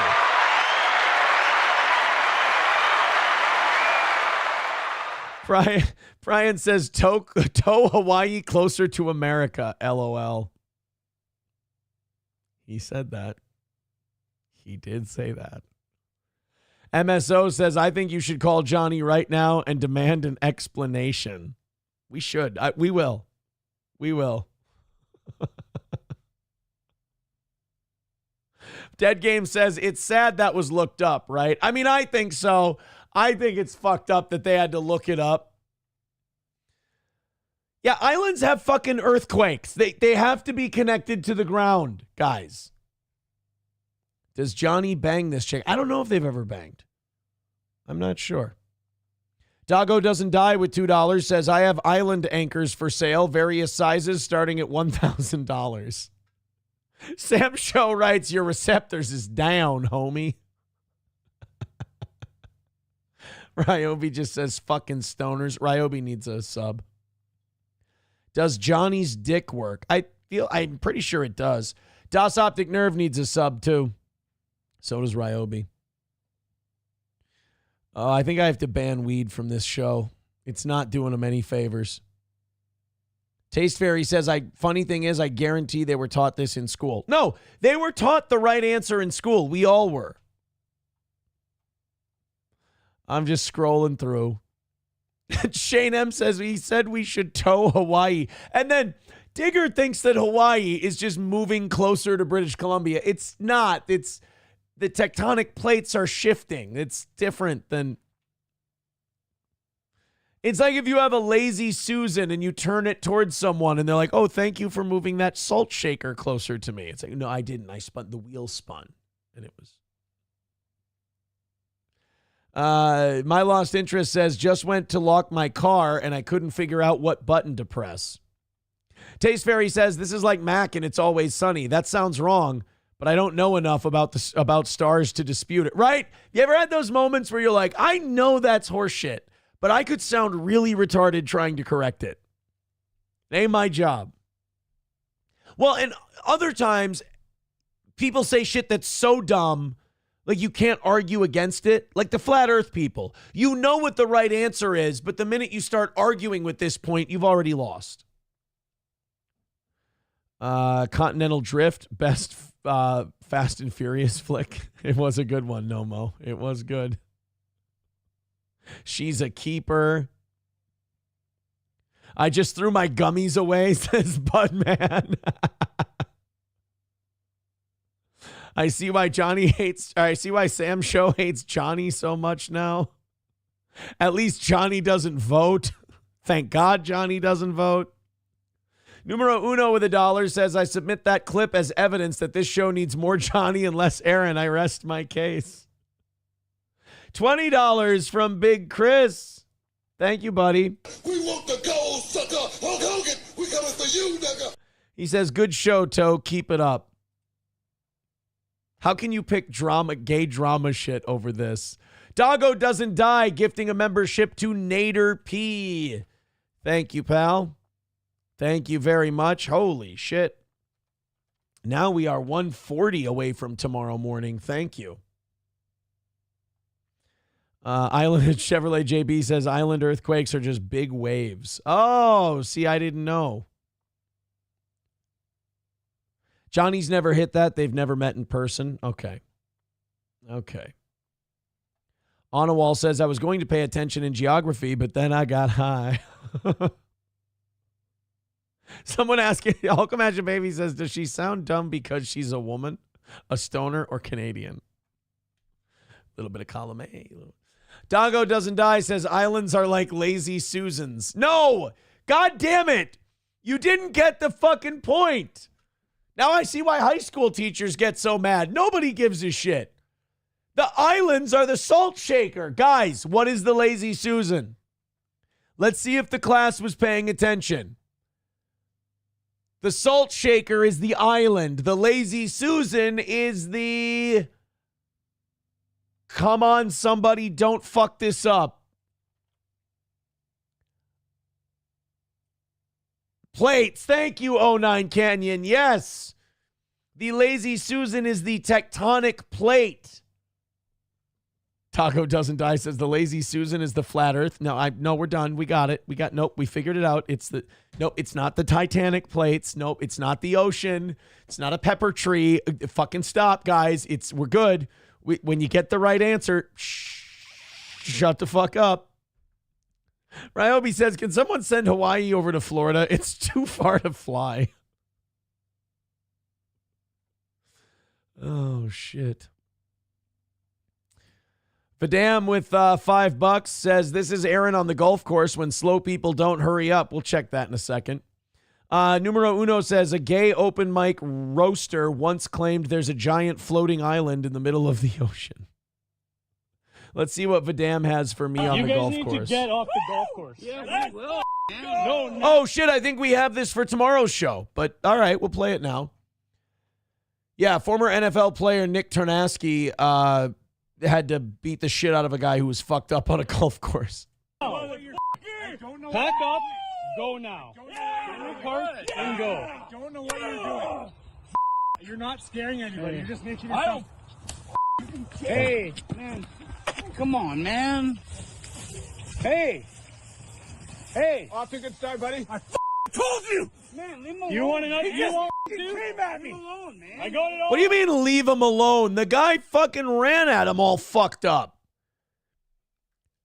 You know, look, I can handle myself in a physical situation, but you never know when somebody could land some crazy shit, hit you with an elbow, drag you down, you fuck up your knee. You got to take care of that shit. You got to neutralize it. You can't just go, oh, I got to be careful. Don't get yourself hurt on accident. Record. It's around the goal. I got it all on record. I got it all on record. Yeah, record that, fucker. Go, guys. Leave him alone. Hey, leave him alone. I wouldn't keep going back, you fucking moron. Dude, and that's a fucking hockey player grab, dude. That's the hockey fighting. That's grabbing the jersey and coming over the top like this. Oh, that is great. You can take the hockey player out of the rink, but you can't take the rink out of the hockey player. And is he the one saying bam as he hits him? He's the fucking emerald of enforcers. Go back, you fucking moron. Bang! Bang! Come on, man. Bang! I'm not trying to get in there. Enough! Are you still cheering on you? Enough! Okay, don't. Get out! Hey. Get him! Tarnasky, you should come to the WWE. We could grab Liv Morgan and shit on her chest. Get out of here! No, it's not going to go well. It's not okay. Take him home or get him out of here. Get moving! I said stop looking like an idiot. Get out of here. It's good advice. You know? So he's on third with nobody out. You don't want to be a guy who fucking, says dumb shit like islands are floating. Oh, boy. Chef Matic with $1 says, so if islands don't float, how did Atlantis sink? Good point. Ryobi with $1 says, I got it all on record. Shut, Aaron. You say you borrow people money. Loan people money. MSO says, I bet that dude believes islands are floating. He's also, Rex Start parody account. I didn't hear no bell. Jesus. What a goddamn disaster that guy was. I mean, it really is amazing, though, how many of those guys just don't feel shit when they're that fucked up. 1-2 Skip to my Lou with $10 says, hey, long time no listen. No reason, just busy. Figured I'd toss some bones, but looks like you're well ahead of schedule. P.S. Got my anniversary tickets. Looking forward to it. All right. Thank you, 1-2 Skip to my Lou. 1-2 Skip to my Lou, of course, revolutionized Steel Toe and brought us into a new era when he made us this. He is on my tab at the anniversary show for that one. That's for sure. 120. Hey, holy shit. 125 away from tomorrow morning's goal. We might actually get this done. Shit. Thanks, guys. Appreciate it. Appreciate all the all of a sudden I look down. It's 125 for tomorrow. So that would make it 3 full weeks that we've been ahead on goals. That's our longest run ever. Crunchy Cynicism with 10 bucks. Hey, Crunchy's here.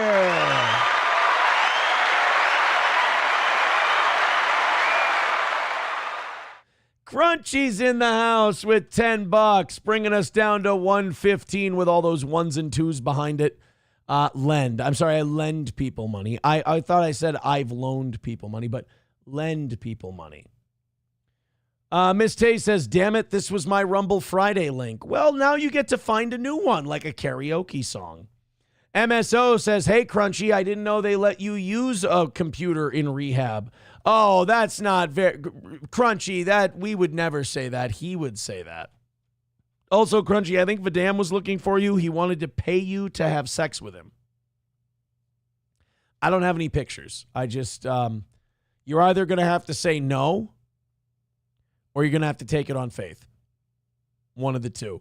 But we're only 115 away from tomorrow morning now, you bastards. If you guys do bang it out, I go till 9 again. And we've gone till 9 every night this week. Thank you, guys. And over 300 of you checking out the show right now. YouTube down, Rumble up, Twitter up, Kick up, Facebook up. Everything but YouTube up.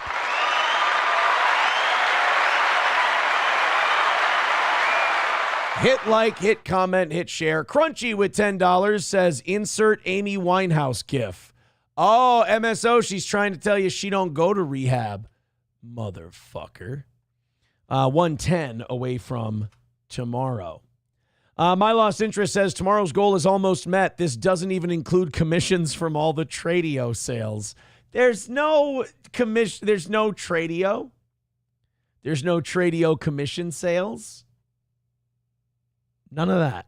Oh, Doggo doesn't die. You're right. Vidam did say $200 an hour. That was his offer. That's actually pretty fucking... That sounds good, doesn't it? You got to fuck a guy, $200 an hour, so he fucks you. Can't fuck you for the whole hour, I hope. You got $200 in your pocket. You take an hour off. You go to the next one. God, you probably get sore doing that job. That's that life of a prostitute is not that's a rough way to make a living. Now that you think about it, and like, there's no time to make sure that all these guys, you know, they're disease free or they're not violent or crazy or anything. That's oof, no thanks. It was a great line in Landman where he said she took the shortcut. Talking about a prostitute, he goes, I don't have sympathy for her. She took the shortcut. Because that woman's like, what if she had no other option? He says, you see all these women working in here being waitresses for half of what she makes? She had choices. She took the shortcut, which is most often the longest road. That would explain prostitutes. MSO says, well, I guess I was wrong. Crunchy's in jail. I don't think so. Das Optic Nerve says, I got something to insert in Crunchy. See, now, guys, this is why women don't come around very often, because they show up, and if they've got some tits and they don't weigh 300 pounds, you guys are all of a sudden just like, yeah, I'll put something in your body. You see? This is why Miss Tay takes you guys with a grain of salt. This is why Leah kind of stays at arm's length. Guys get really... And what is it about... Why Crunchy? Why is it like Miss Tay, you guys are utterly respectful. You're respectful with many other women on this program. But when it comes to Crunchy, you guys just go, yeah, I'm going to fucking stick stuff in ya. I don't understand it. Dead Game says, you got $200? Sorry.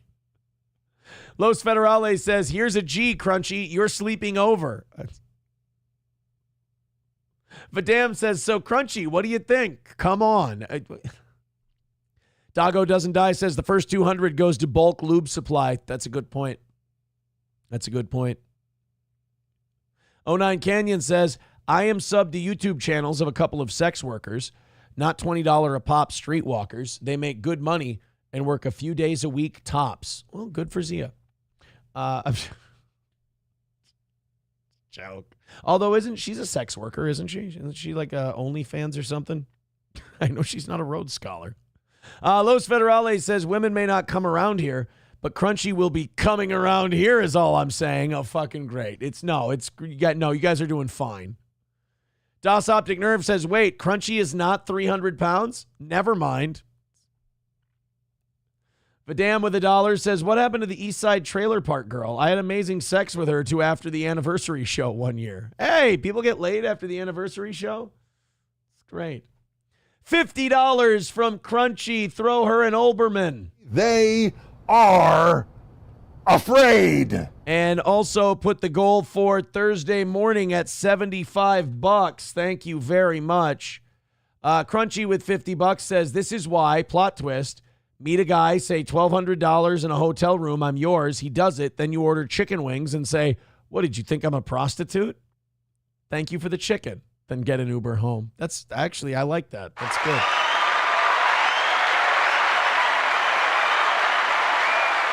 That is a good way to hustle somebody out of $1,200 and also probably get a knife to your throat and get raped. It sounds dangerous. I would not recommend doing that.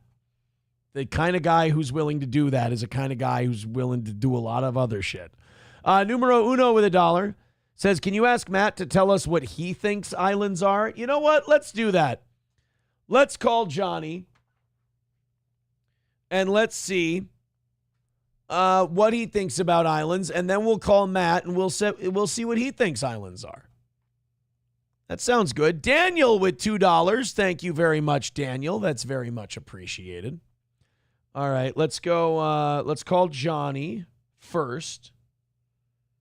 And then after that, we'll call Matt. Oh, shit. Oh, shit. Come on. Come on. There we go.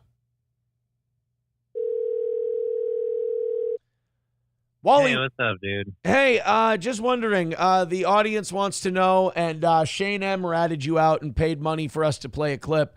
Could you tell us what islands are? they're they're like volcanoes and mountains and pieces of land. I don't know, dude. What do you want from me? We watched a clip of you and Digger. It was so funny. You guys were trying to figure out what islands are, and you should have stuck to your guns because you had it right at the beginning. Right? No, she was convinced. She had me convinced there was something called floating islands, and I'm like, no, there's no way it floats. So I just you should have, and you know me, I'm good at relationships. You should have just let her hang out there by herself. Right. Yeah. I should have just let her drown. So you also know that, because you didn't say this, she did. You do know that Hawaii is not moving closer. Like, it's not floating closer to British Columbia. The tectonic plates are moving. Yeah, she knew that too. Oh, okay. Good. So here's what I want. That you have to clip that out, you guys talking about the islands, because if that was so goddamn funny, if that doesn't have 5 million views on YouTube, America has no taste anymore. All right, I will work on that. Because that clip, and now we're going to call Matt, and we're going to see what he thinks islands are. All right. We're also banning both of you from weed when you do shows now after that conversation. Good luck with that. You understand? A bunch of people watching the show right now said they threw away their gummies while watching that segment on islands. Well, then we've done them a favor. We saved them money. They shouldn't throw them away. Save them for later. Keep them away from your kids. And then kind of daydream about islands. Yeah. All right. Well, I'm going to call Matt. I'm going to see what he thinks islands are. All right. Thank you. Right, yes. You have fun with that. I will. Thank you. There's Johnny. Ryobi with $1 says, I know Johnny has a handicapped body, but does he also have a handicapped brain? I mean, technically, yes, because he has lesions in his brain from MS. Got anything else, smart guy? Just like to make people feel bad. It's not nice. Numero uno with $1 says, tell Johnny I said R.I.P. You guys are only $70 away from tomorrow morning. This has been a ridiculous run we've been on, and I just want to say thank you. And it's fucking gross in the best way possible. And I appreciate it. All right. If we get to $50 in the next 5 minutes, if we get $20 coming in the next 5 minutes, I will call Matt and we'll ask Matt what he thinks islands are. Sound good? Here's an island segment. Somebody sent this one in. This is floating islands in Wisconsin.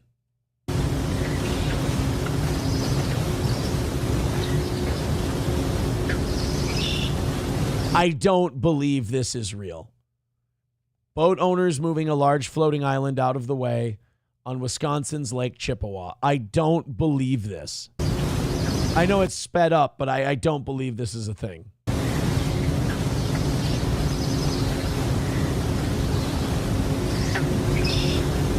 How can the boats just sit there and push that? No, they can't do that. They would go up onto the land.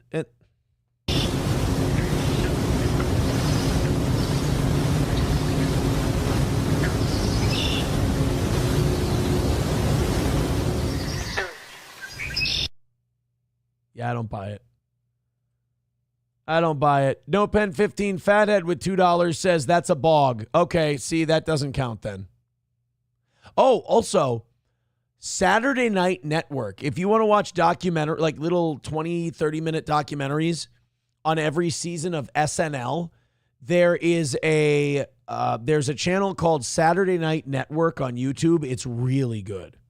Really good. Crunchy with $10 says, Aaron, you could at least attempt to hide that double chin, please. Chew some gum or something. I'm uncomfortable. You're uncomfortable. Now I feel weird. Now you've made it fucked up, Crunchy. $60 away from tonight's goal. If in 3 minutes we go down to $50, we're calling Matt, and we're gonna ask Matt about his about what he believes islands to be. By the way, Crunchy is now at $70, $80. So she is now in third place. Crunchy at $80. That puts Captain Joe in fourth. Should we officially make fifth the cuck chair? People want to call it the cuck chair, so let's do it. Cuck chair is Adam Simon at $56. The only problem is then we can't do this thing. Yeah, then we can't do this part. Yeah, I'm trying to fuck around with the... does that work? Let's see. Nobody better than you. 1, 2, 3, 4. And then Captain Joe at 60 in fourth place. And then Cuck Chair, Adam Simon, 56. And then the date's right there. Okay, good. Good. It works. Thank you guys very much. $60 away from tomorrow morning's goal. If we hit it, and we still have 45 minutes left to do it, I will go until 9 o'clock tonight. Why the hell not? And then tomorrow, right after the morning show, we're going to switch over to members only as well. Okay. You guys have killed an hour and 45 minutes. You've done it with Tradio, a clip about islands, some shit about Pam Bondi, and that's about it. Let's go ahead and call Matt. We're at 60. Fuck it. Let's just call the guy. Wait, real quick. Let me, depending on how long this Matt call goes, let me get this $2 from Paul. He says... Black boy for sale or trade for Pitbull goes by the name Toby. He's joking, YouTube. He's kidding. It's a bit they're doing. It's unprofessional. It's super racist, and I'm sorry. I apologize. All right. Let's Matt and call him. What? An international number? Wait a minute. Make the call, I guess. Oh, why is it attached to... Why is it Wi-Fi calling? There's no reason to Wi-Fi call. Hello. Hey, Matt, we're doing a show. How are you? I know the show. It's Wednesday night. Yeah. Hey, what do you think islands are? They're chunks of land in the water. Okay. Uh-huh. Like they're chunks of land in the water, like in what way? They're floating around? No. They're not floating. Islands aren't floating. No. They go down, they're attached to the earth. He did it, guys. He got it. We were, just a little bit ago, we were watching a clip of Digger and Johnny, and they were having a very serious discussion as to whether or not islands are floating or they're attached to land. Serious or seriously high discussion? They were both high. Oh, okay. Yeah, you nailed that with the utmost confidence. Do you have any words for any of the people who definitely, like, we got over 300 people checking out the show right now. If you, like, a sizable amount of that part of the audience believed that you would fuck that up and get it wrong, what do you have to say to those people? You know, I've been a lot of things in life, but I've never been high enough to think that islands float. Okay. MSO is saying, man, must be going to school in his spare time. I do YouTube University. There you I go. watch videos. Hey, how'd I do golfing on the 4th of July? Well, better than me, but according to you, you sucked because you didn't break 90. Yeah, I broke 100, but I didn't break 90. Did I have a rough front 9 or back 9? More on the back 9. Yeah, I always fuck up the goddamn back 9, son of an ass. Yeah. We were with that like 40-some-year-old couple, right? Yep. They were nice people. All right, well, Matt, you have surprised a lot of people today. You have been blessed with basic knowledge. I surprised them, huh? You have shocked everyone due to their soft bigotry of low expectations. I guess set the bar low and Yeah. You won't be disappointed. Story of your life. Yeah. All right. Well, we'll see you very soon. You're coming to the anniversary show. You and Grinch you guys are doing the cornhole tournament? Yes. Okay. And then you're going to be at the golf outing as well. Yep. All right. Everybody can get their tickets at eventbrite.com. Hey. All right. Thank you, buddy. We'll talk to you later. Goodbye. Right. There you go, guys. So for those of you who didn't think that Matt would know that islands don't float, go fuck yourselves. Red Fox Mad with $4.99 says, when can Matt come in to host a show? Matt is awesome. Bribe Matt with a girl beer, Aaron.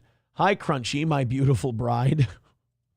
Numero Uno with $1 says, Matt was listening and had an adult look it up for him. That's not true. Gray Duckling with $2 says, so gay, wipe the sperms off your second chin. That's really mean. That actually hurts my feelings. That makes me not feel good about the future. $55 away from tomorrow morning's goal. I am so happy. Whatever you guys fucking decide to do tonight, I am so thrilled that we have stayed ahead for this long. I appreciate all of your contributions. Now, if we do hit that 95 or that 55 in the next, 40 minutes, I do have to stay until 9 o'clock. So if you guys just want to get that down to like 20 or 50, that's like the sweet spot, Sweet spot. Okay, let's continue. Let's keep going. Philadelphia. Oh, yeah, the strike. Remember the strike where all the garbage was piling up and you couldn't tell the difference between Kensington on a Monday or Kensington during the strike? But the rest of Philadelphia was really fucked up over it. Garbage was piling up. It smelled like shit. Well, they came to a tentative agreement with the garbage people, as you tend to do when the garbage people, when you find out just how important those people are, when your whole city stinks like garbage, which apparently Philly was not doing previously, which surprised the shit out of me. When your whole city stinks like shit, you bring the garbage people back. And I bet you they got a nice raise, and I bet you they got a good deal because they held that whole city hostage. And you kind of, really you have to, if you're going to go on strike, you have to make it hurt so you can get what you want. And it sounds like the garbage men might have got just that. All with more details on the deal between the union and the city. Nikki, what's the latest from your vantage point? Siafa, a lot of developing and breaking news throughout the day here, and we've had you covered all day here from City Hall. But first, the District Council 33. I like her, but she looks like she's mean. She looks like she's mean to guys. Members that were on strike, that 9,000 or so, well, they're required to. She looks like she dates a lot of gamers who don't have a lot of ambition, and like she's got this journalism career. So like she's always yelling at them to do shit. So she comes off as very overbearing, but really there's just a power dynamic naturally in the household. To go back to work today. The city says if they don't, they'll have to use a vacation day. As far as this tentative deal goes. I like that. So that means that the garbage people definitely bent the city over and reamed them up the ass. Because in order to get some of their dignity back, the city's like, if you don't go back to work and start picking up that shitty garbage today, you have to use a vacation day. Yeah. How do you like that? I think these garbage men just wanted a longer 4th holiday. Well, it comes with mixed emotions. Fair and fiscally responsible. That's how the Parker administration is categorizing the. They look fucking pissed. Now, they are black women, so we don't know, but they look really fucking mad. Everything I've seen in the first 30 seconds of this story tells me that the garbage men fucking kicked everybody's ass. The tentative contract with District Council 33 after the 8-day strike. You can't do anything alone. These are the people, they were my rocks to help this city get through this process, and I appreciate you. The city says the deal on the table will cost $115 million. Oh. After a 5% pay bump in a 1-year contract extension approved last November, the 9,000 union members would see a 3% wage increase every year over the next 3 years. Nice. So they got a 1-year extension at 5% last year. And now these next 3 years, they're guaranteed 3% each year. I mean, that's how government works. You can't do that if you run a business because you don't know if you're going to, increase your revenue by 3% every year. But that's how it works in government. That's how it works with budgets. That's why our fucking books are so fucked, because there's just natural raises built in. $1,500 bonus for year 2 and a 14% raise over 4 years. Nice. You getting a 14% raise over 4 years? Not this guy. Not complaining, but 14% raise over 4 years. So let's say these garbage men go into this thing making, I don't know, 60 grand a year, not counting retirement and benefits, times 1.14. By the end of this, they'll be making $68,400 a year. Nice job, boys. City officials say that also includes a I would say boys and girls, but they shouldn't be garbage people. They're too pretty. $1,500 bonus during year 2 and a 5th step increase of 2%. I want you to know, Philadelphia, this is a new permanent salary increase that every member of District Council 33 will be able to benefit from. Negotiation before taxes, by the end of this contract, that's a $700 a month raise. Like, think of your budget now every month and now add $700 to it. I mean, that's a car. That's a nice car. Ended before sunrise this morning, and Union President Greg Boulware didn't hold back his feelings, telling our crew there was a deal, quote, unfortunately. Wait, you guys aren't happy? You just got a 14% raise guaranteed and you're not happy? If someone came to me and said, Aaron, I worked out a deal for you with a streaming service, you're going to make 14% more revenue, I'd go, holy shit, that sounds great. Like when we got the Rumble Creator Program, and there was that was just new free money that came into Steel Toe and has helped us dramatically. I'm not sitting here going, we got to deal with Rumble, unfortunately. How fucking shitty do you have to be? That's the entitlement of these public sector unions, dude. Philadelphia has to do better by its members, has to put the members and the workers who handle all the essential functions as a priority in the city. Holy shit. I don't feel like that's been done. District Council 33 was looking for a 15% wage increase over the next 3 years. Oh, so they wanted 5% every year for 3 years. So they got 14 over 4 instead of 15 over 3. Well, you know what that sounds like? That sounds like a fucking compromise. That sounds like how negotiations work. If you're unhappy, you should have asked for 20% over 3 years. And they would have countered with, how about 18% over 4? And you're about, how about, and then you're like, hey, yeah, we'll take that. That sounds good. Then you got more than what you wanted. Well, about what you wanted. Meaning a 5% raise each year. The tentative deal has that number at a total of 9% over the 3 years. There's a lot of factors involved in what was going on, and we ultimately did what we thought was in the best interest of all of our members. District Council 33. No offense, when the whole city's drowning in garbage and you're bitching about a 10% pay increase, you can go fuck yourself.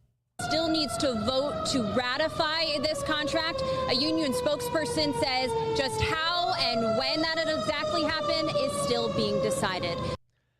So are they going to get back pay for having to clean up all this extra garbage, or will the city have to pay overtime for all this extra garbage that they're now picking up?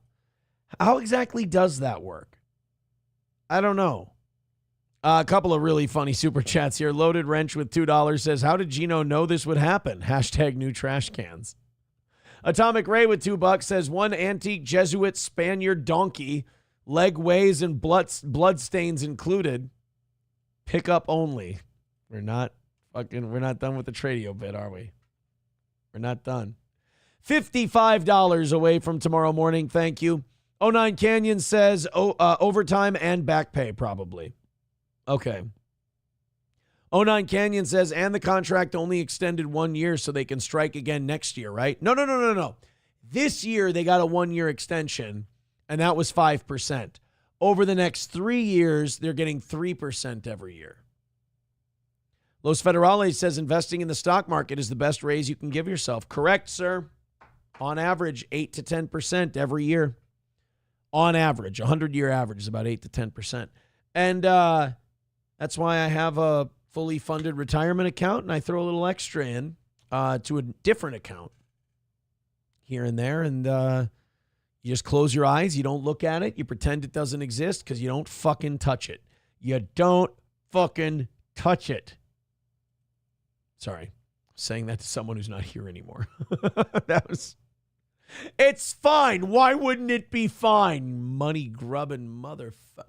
Anyway, speaking of contract extensions, my boy PJ Fleck got a contract extension with the Gophers. He's going to be the Gophers football coach for an extra year.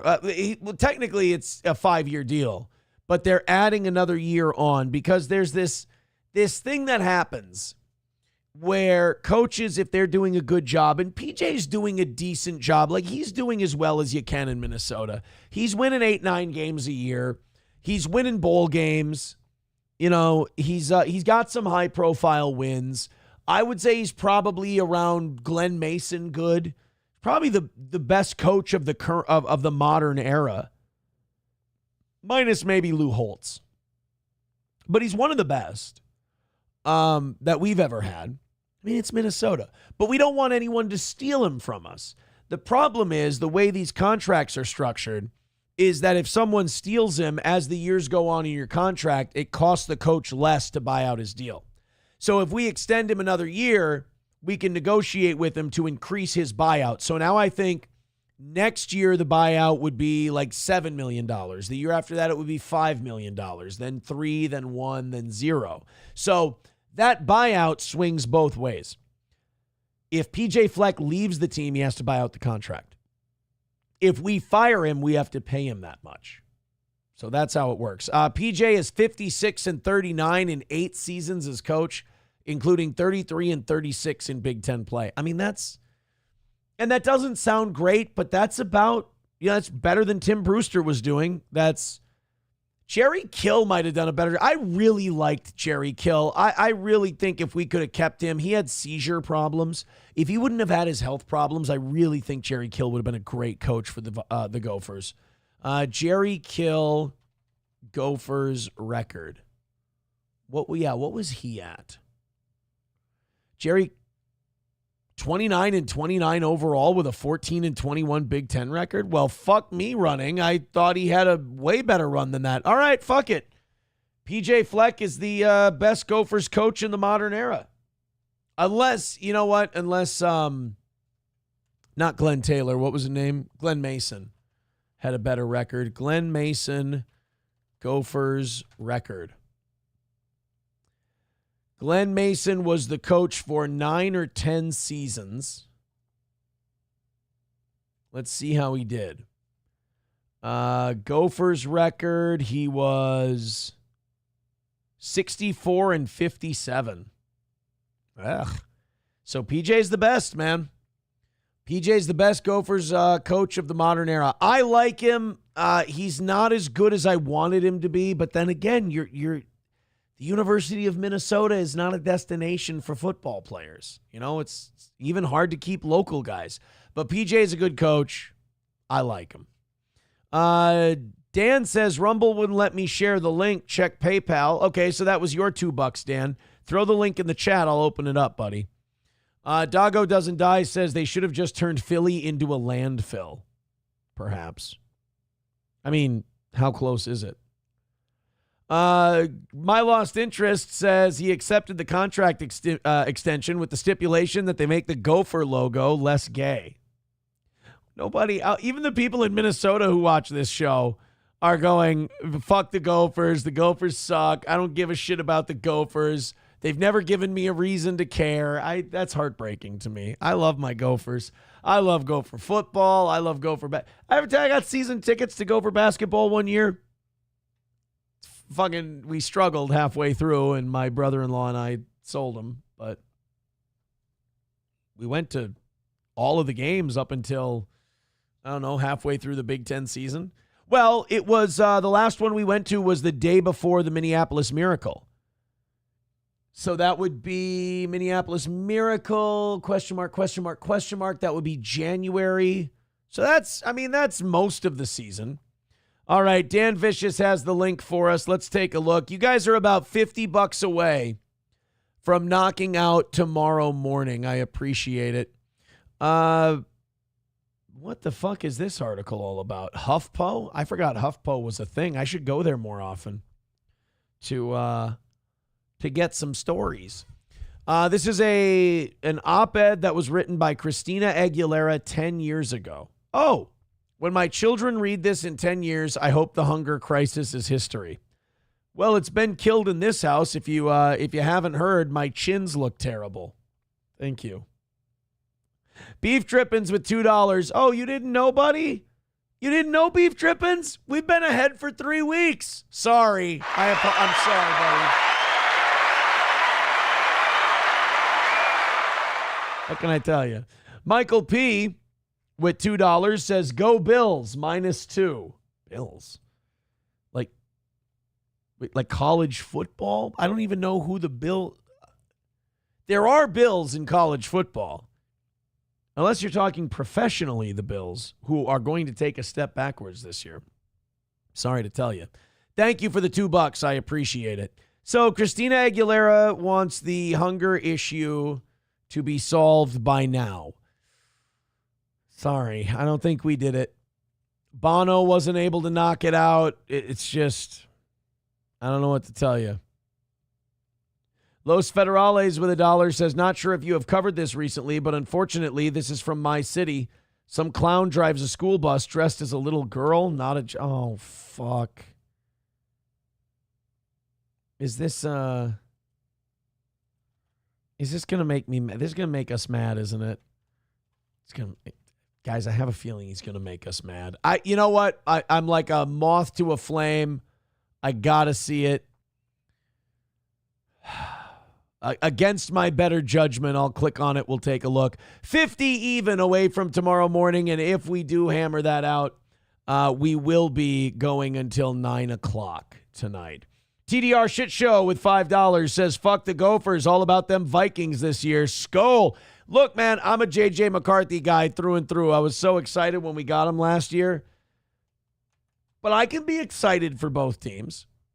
I can be excited for my Gophers and my Vikings. 45 away from tomorrow morning. Thanks again, guys. Thanks to everybody. Crunchy, everybody who threw in tonight.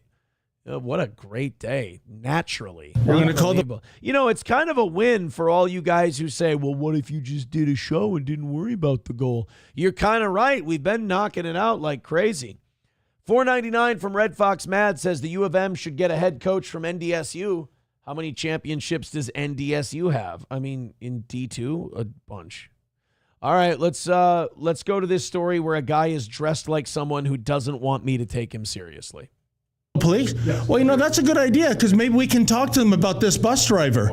Do you think I'll leave, but you think it's appropriate for him to have the Lolita? What the fuck? No.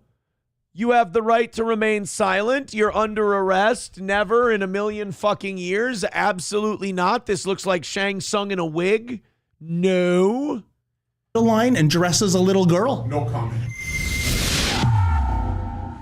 David Menzies for Rebel News here in Vaughan, Ontario. Your name is David Menzies? Like a period? Is that what the hat is for, to catch the blood? Because you look ridiculous. It's a little old-timey. It's like maybe he came in from like a time machine with a Rodecaster microphone. And folks, I'm standing outside the headquarters for Landmark Bus Lines. This company is making headlines around the world, actually, if you can believe. Are they, though? Because this is the first I'm hearing about it. Are they making headlines around the world? Believe it. That's all because they employ a school bus driver. He's male, but he dresses as a girl. And more disturbingly, he has a sign in the window of his school bus that says the Lolita line. I'm sorry, but Lolita... That is a loaded word. It suggests pedophilia. It's about a fucking underage. It's a story about a girl who's underage. And remember Epstein's Lolita Express? So we're trying to find out yet again what the situation is with this bus driver. Now I can tell you. check me if I'm wrong, Sandy, but aren't they driving a short bus too? So they're driving like vulnerable children. That's great. Does anybody give a fuck? And it's a Christian school? Fucking A. Come on. Let's pull our heads out of our asses on this one, guys. A little excommunication, please. And a group of parents reached out to us a few weeks ago complaining about this. St. Michael the Archangel Catholic School. Bus driver. Look, I ain't been to Catholic Mass in a while. I'm a little rusty, but I don't think St. Michael was the patron saint of transes. He was picking up and dropping off kids at St. Michael the Archangel School in York Region. You might recall this video. Check it out. So you picked up the kids dressed like that? Yeah. Yeah. Okay. Why do you call your bus the Lolita line? Why is it called the Lolita line? This poor little dog doesn't need to hear all this ugliness. Why is it called the Lolita line? Somebody's gonna talk to sick people. Like when people are mentally sick, you can't talk to them. Let them drive. He's a sick person. Don't ever bother with him. But get a load of this. A source recently passed on yet another video of this individual. This time it was at Father Brasani School in York Region. Here, check it out. So so they just walk around looking like a freakazoid around the Christian kids? Great. Seems to wear this attire on a consistent basis. He seems to always be displaying this sign. We have reached out to the bus company, as has many other media outlets, asking for an explanation. Now, I can tell you, as a result of our report a few weeks ago, the York Catholic District School Board released a statement to us. Basically, that bus driver is persona non grata at all York Catholic schools in the region. How is it that a school bus line that is entrusted with the health and safety of... Okay, we get the idea. He's going to lay it on pretty thick after that. So that's Ontario. That's in Canada. Oh, shit. Yeah, Rebel News. That's, didn't that used to be... Who was the guy who had Rebel News?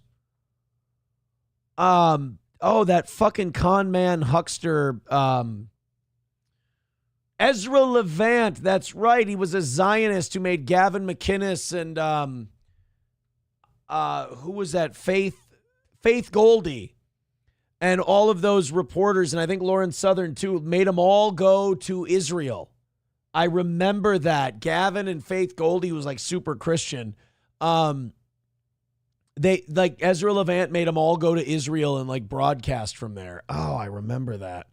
Fucking Rebel News. That's a name I have not heard in a long time. Long time. Leo with $2 says, this will make you mad too. Oh, God. Dan Vicious with $1 says, the Christina vest is still available. Oh, goody. I was glad. If it's still there after the show, who knows? All right, I'm going to get mad at this one now, apparently. Thank you, Leah, for the $2. Let's take a look. We were talking about this story during the commercial break. It's absolutely devastating. A family is devastated after their dog kills their daughter. Oh, motherfucker, it's a pit bull, isn't it? Cocksucker. Why do you have a pit bull around a 1-year-old? Oh, my God. Throw the parents in jail, too. Give the kid a new family. Give the kid to a couple that can't have children and desperately wants a kid. It's a 1-year-old. They can program it all they want. A fucking... God damn it. I'm going to say it. I might be wrong on this one. I don't feel totally confident in my prediction. Single mom. Catherine Huntley spoke with the sheriff's department that's investigating this tragedy.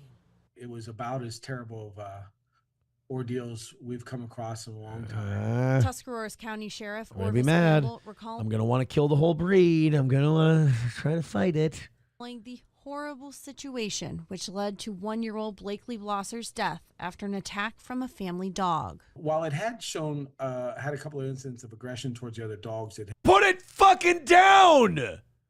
I have an uncle who had a German Shepherd Rottweiler mix, and it snapped one time and he put it down. Not like snapped, like went crazy. It snapped at someone one time and he put it down that week. Because he knew with a dog like that, you cannot fuck around. You can put my dog around a 1-year-old all day. It's never going to do anything to it. Might lick it too much.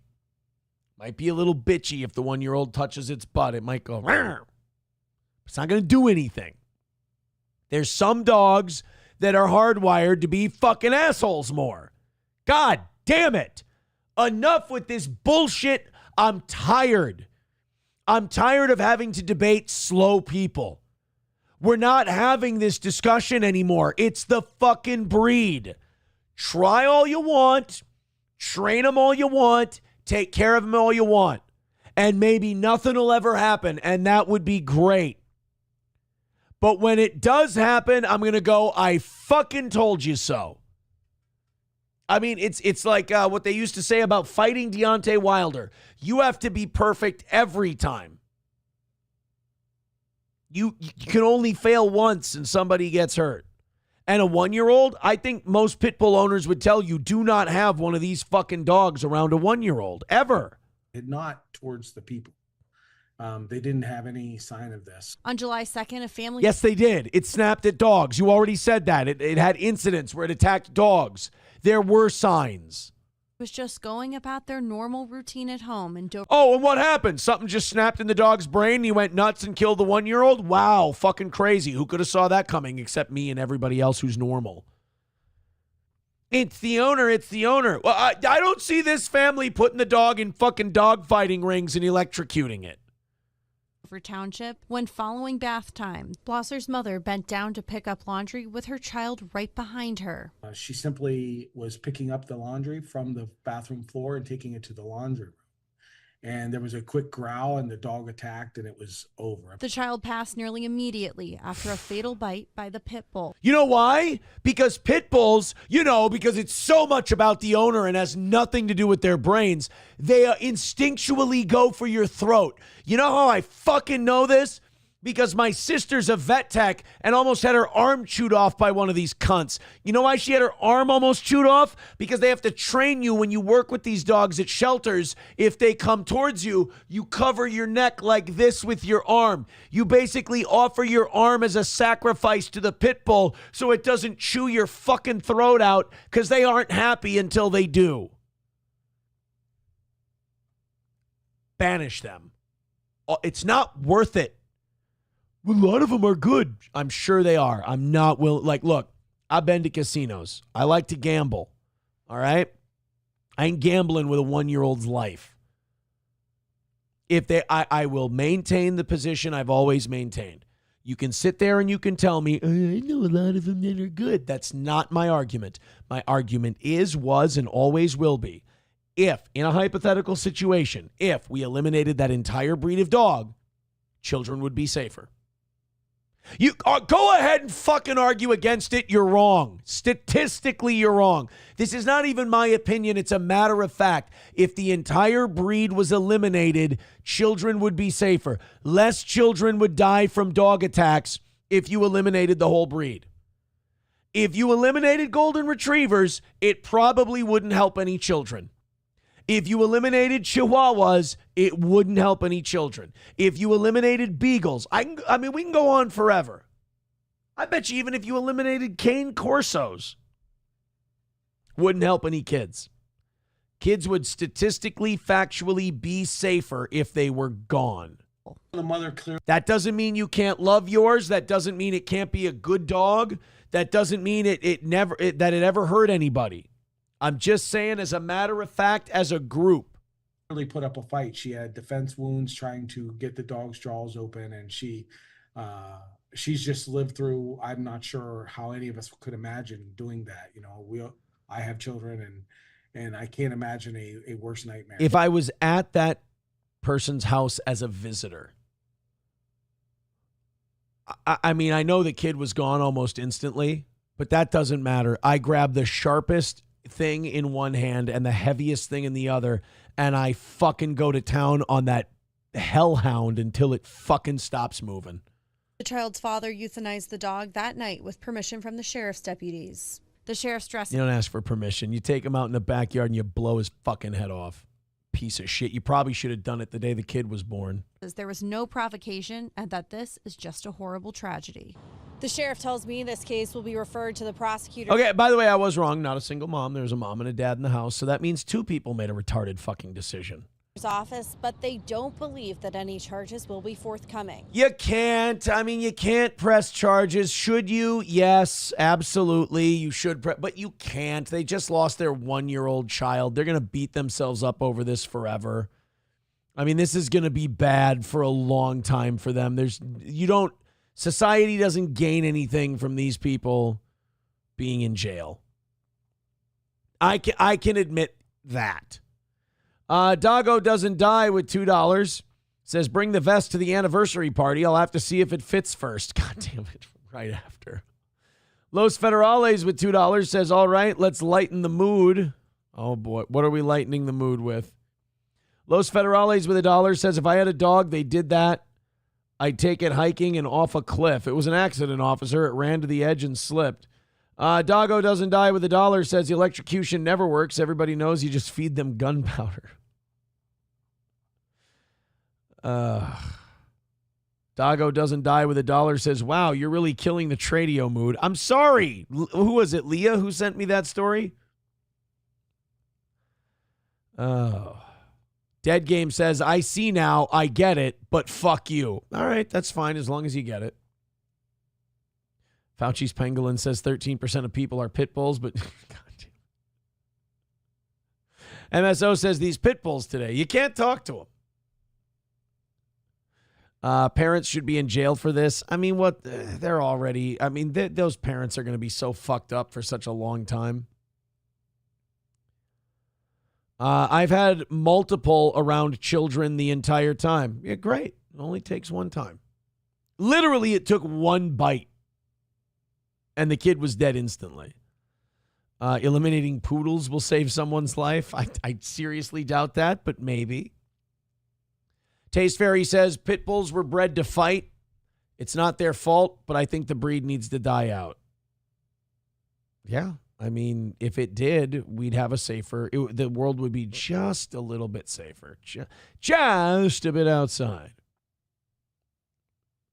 I think we are, all right. I think we're all caught up chat-wise. $40 away from tomorrow morning's goal. No, guys, you don't understand. This is perfect. This is fucking perfect. We got 10 minutes left. We're $40 away from tomorrow morning. You guys have done a spectacular job. You could not have done any better. This has been fantastic. Perfect where it is. Red Fox Mad becoming a member for 38 months says, everyone subscribe like I do. Push the thumbs up button and shout out my beautiful bride, Crunchy. Oh, yeah. Shoot the toe some money. Yes, Crunchy, congratulations on your marriage. Vidam says, Aaron, what do you think of a personal protection dog? Check out the video. All right, we can check it out. We got, 10 minutes left in tonight's show? Got time to go over a few of these. On a Wall, gifting a membership. End of Silence got that one. $35 away from tomorrow morning.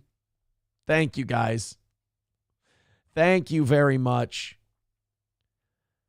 10 minutes or 40 minutes, throw down some dough, says Doggo doesn't die. I learned from last night. We got 9 minutes left in the show, and that's all I'm going to say to you. That's it. I'm still going to consider us ahead for the whole week because, 35 will come in by accident tomorrow, so not too worried about that. All right, let's see some of this stuff you guys sent in. An elite personal protection dog. Okay. Adam Simon gifting a membership. Thank you very much, buddy.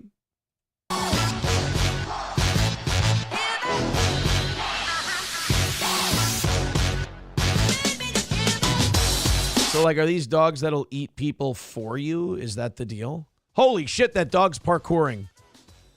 Well, that one's getting some crazy air. Holy shit, these are like special forces dogs. Everyone, and welcome to Belgian Malinois Lovers channel. And Belgian Malinois will fuck your shit up. You guys have been showing support and love since day one, and we deeply appreciate it. Yo, and if this Belgian Malinois don't win this fight in this video, we gonna drown his bitch ass. You feel me? Notification bell so you can get these All right, videos. I gotta fast forward. Trip once you start fighting with the threat, but once you start fighting with the threat, the dog will be sent after the threat to eliminate the threat. That's what the dog's for. So I don't see how you're gonna trip if the dog's not gonna be there.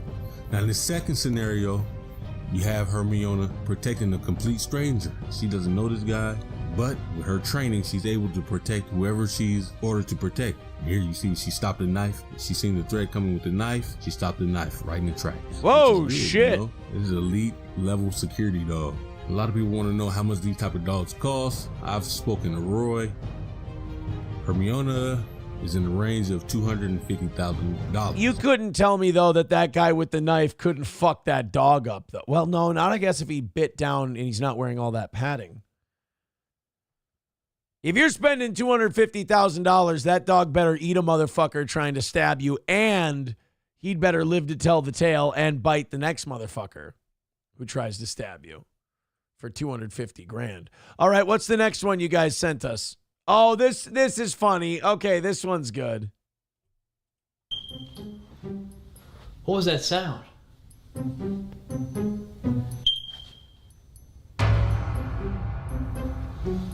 Oh. And that'll do it.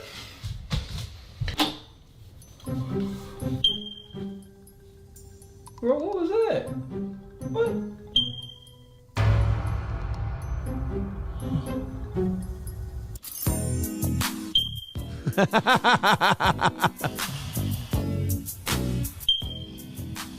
And I just really feel like I deserve this job. And if there's one thing about me, if there's something that needs to be fixed, I will fix it.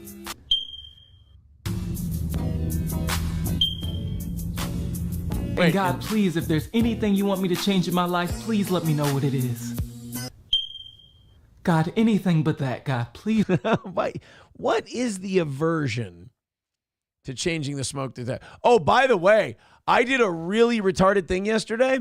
So, yesterday I got so mad that there was another smoke detector chirp video. So I went and I took my smoke detector off the thing, unplugged it, opened the deal, changed the battery right in front of everyone. So I put it back in the thing, and I was so gung-ho to get back on the show, I forgot to plug the fucking smoke detector back in.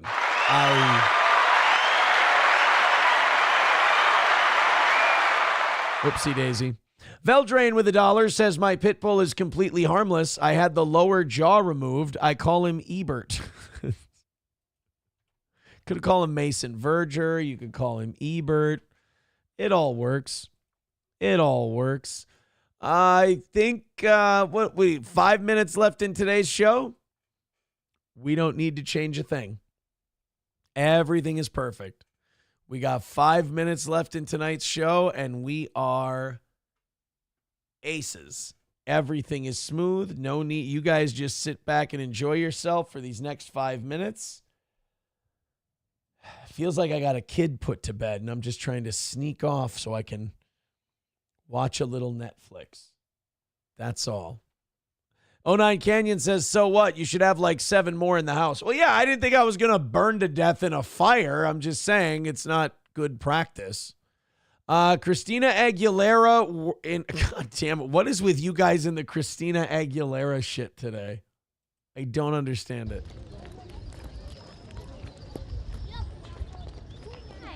This was her in Haiti.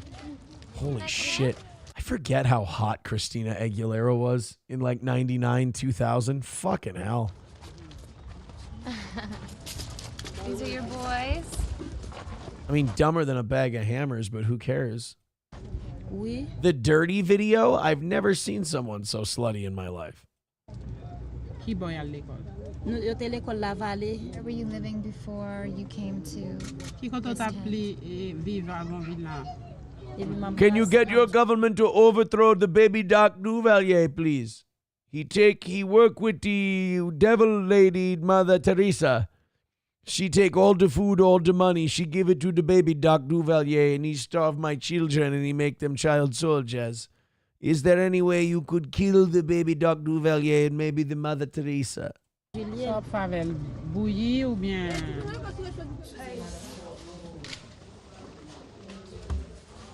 Just basically pumping calorie goo into the malnourished people of Haiti.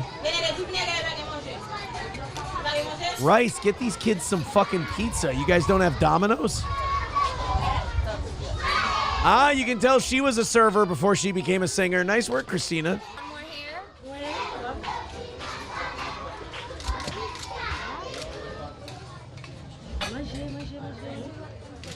We do not understand. What do you do for a living? They say you are a singer and a dancer. So does that make you a wizard? You can make food appear in this barren wasteland. Bitsy spider went up the water spout. Down came the rain and... We are all too hungry and tired to sing this silly children's song. All of us here have a body count as we have been child soldiers. You are trying to make us sing a silly children's song. I have watched 3 of my relatives starve to death in front of me. We are all traumatized. To see these children. But thank you, pretty tit lady. And I guarantee they don't know who the fuck Christina Aguilera is. Like, they'd be so much more pumped to meet Chef Boyardee. Los Federales with $1 says, I've never understood how people found this guy funny. Oh, I don't want to be mad at the end of tonight's show. We've got 2 minutes left. 2 minutes and I'm done. 2 minutes and I'm done. All right, who is this guy? If you want to stop world hunger? Oh, Sam Kinison. I think Sam Kinison is one of those you had to be there things. Back in the day, I know older relatives who swear by Sam Kinison. I don't get it. I mean, I think he knocked down a lot of doors that guys walked through. I always found Sam Kinison to be way too over the top, but I think that was the thing back in the 80s. Stop sending them food. Don't send these people another bite, folks. You want to send them something? You want to help? Send them U-Haul. By the way, you can definitely, you know what I can tell from this? Bill Hicks was 1,000% inspired by Sam Kinison in a big way. Send them something? You want to help? Send them U-Hauls. Send them U-Hauls, some luggage. Send them a guy out there that goes, hey, we've been driving out here every day with your food for like the last, 30, 40 years. And we were driving out here a day across the desert, and it occurred to us there wouldn't be world hunger if you people would live where the food is! You live in a desert! Understand that? You live in a fucking desert! Nothing grows out here! Nothing's gonna grow out here! You see this? Huh? See this? This is sand! Yeah! It's sand! You know it's gonna be 100 years from now, huh? It's gonna be sand!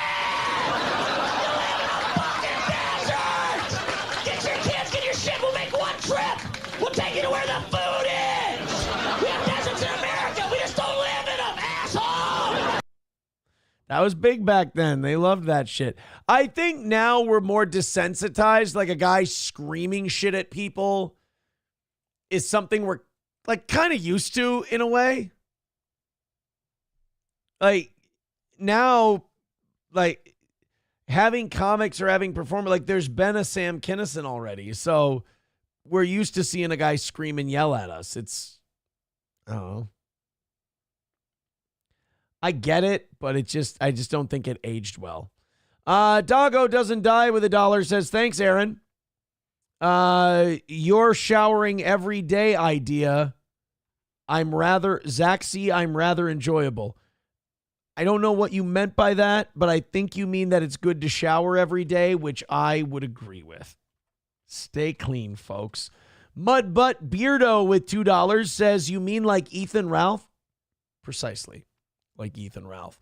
$30 away from tomorrow morning's goal. Oh, guys, we didn't quite make it all the way to 0. Looks like we're going to wrap it up for the night. Tomorrow we're at look, I consider us ahead already. I consider tomorrow done. Like, look, $30. That's a win. You guys have done great. I appreciate it. You've been amazing tonight. I'm looking forward to maybe going out on the deck and enjoying the last little bits of sunlight here. I appreciate it. Thank you so much. I'll be back at 6 o'clock tomorrow morning. Thank you for getting us through this entire week goal-free. It means a ton. And oh, God damn it. Oh, good, he's lying. Okay. All right, I'm getting out of here. I'll see you guys later. I'll talk to you tomorrow morning. Again, 6 a.m., bright and early. See you soon.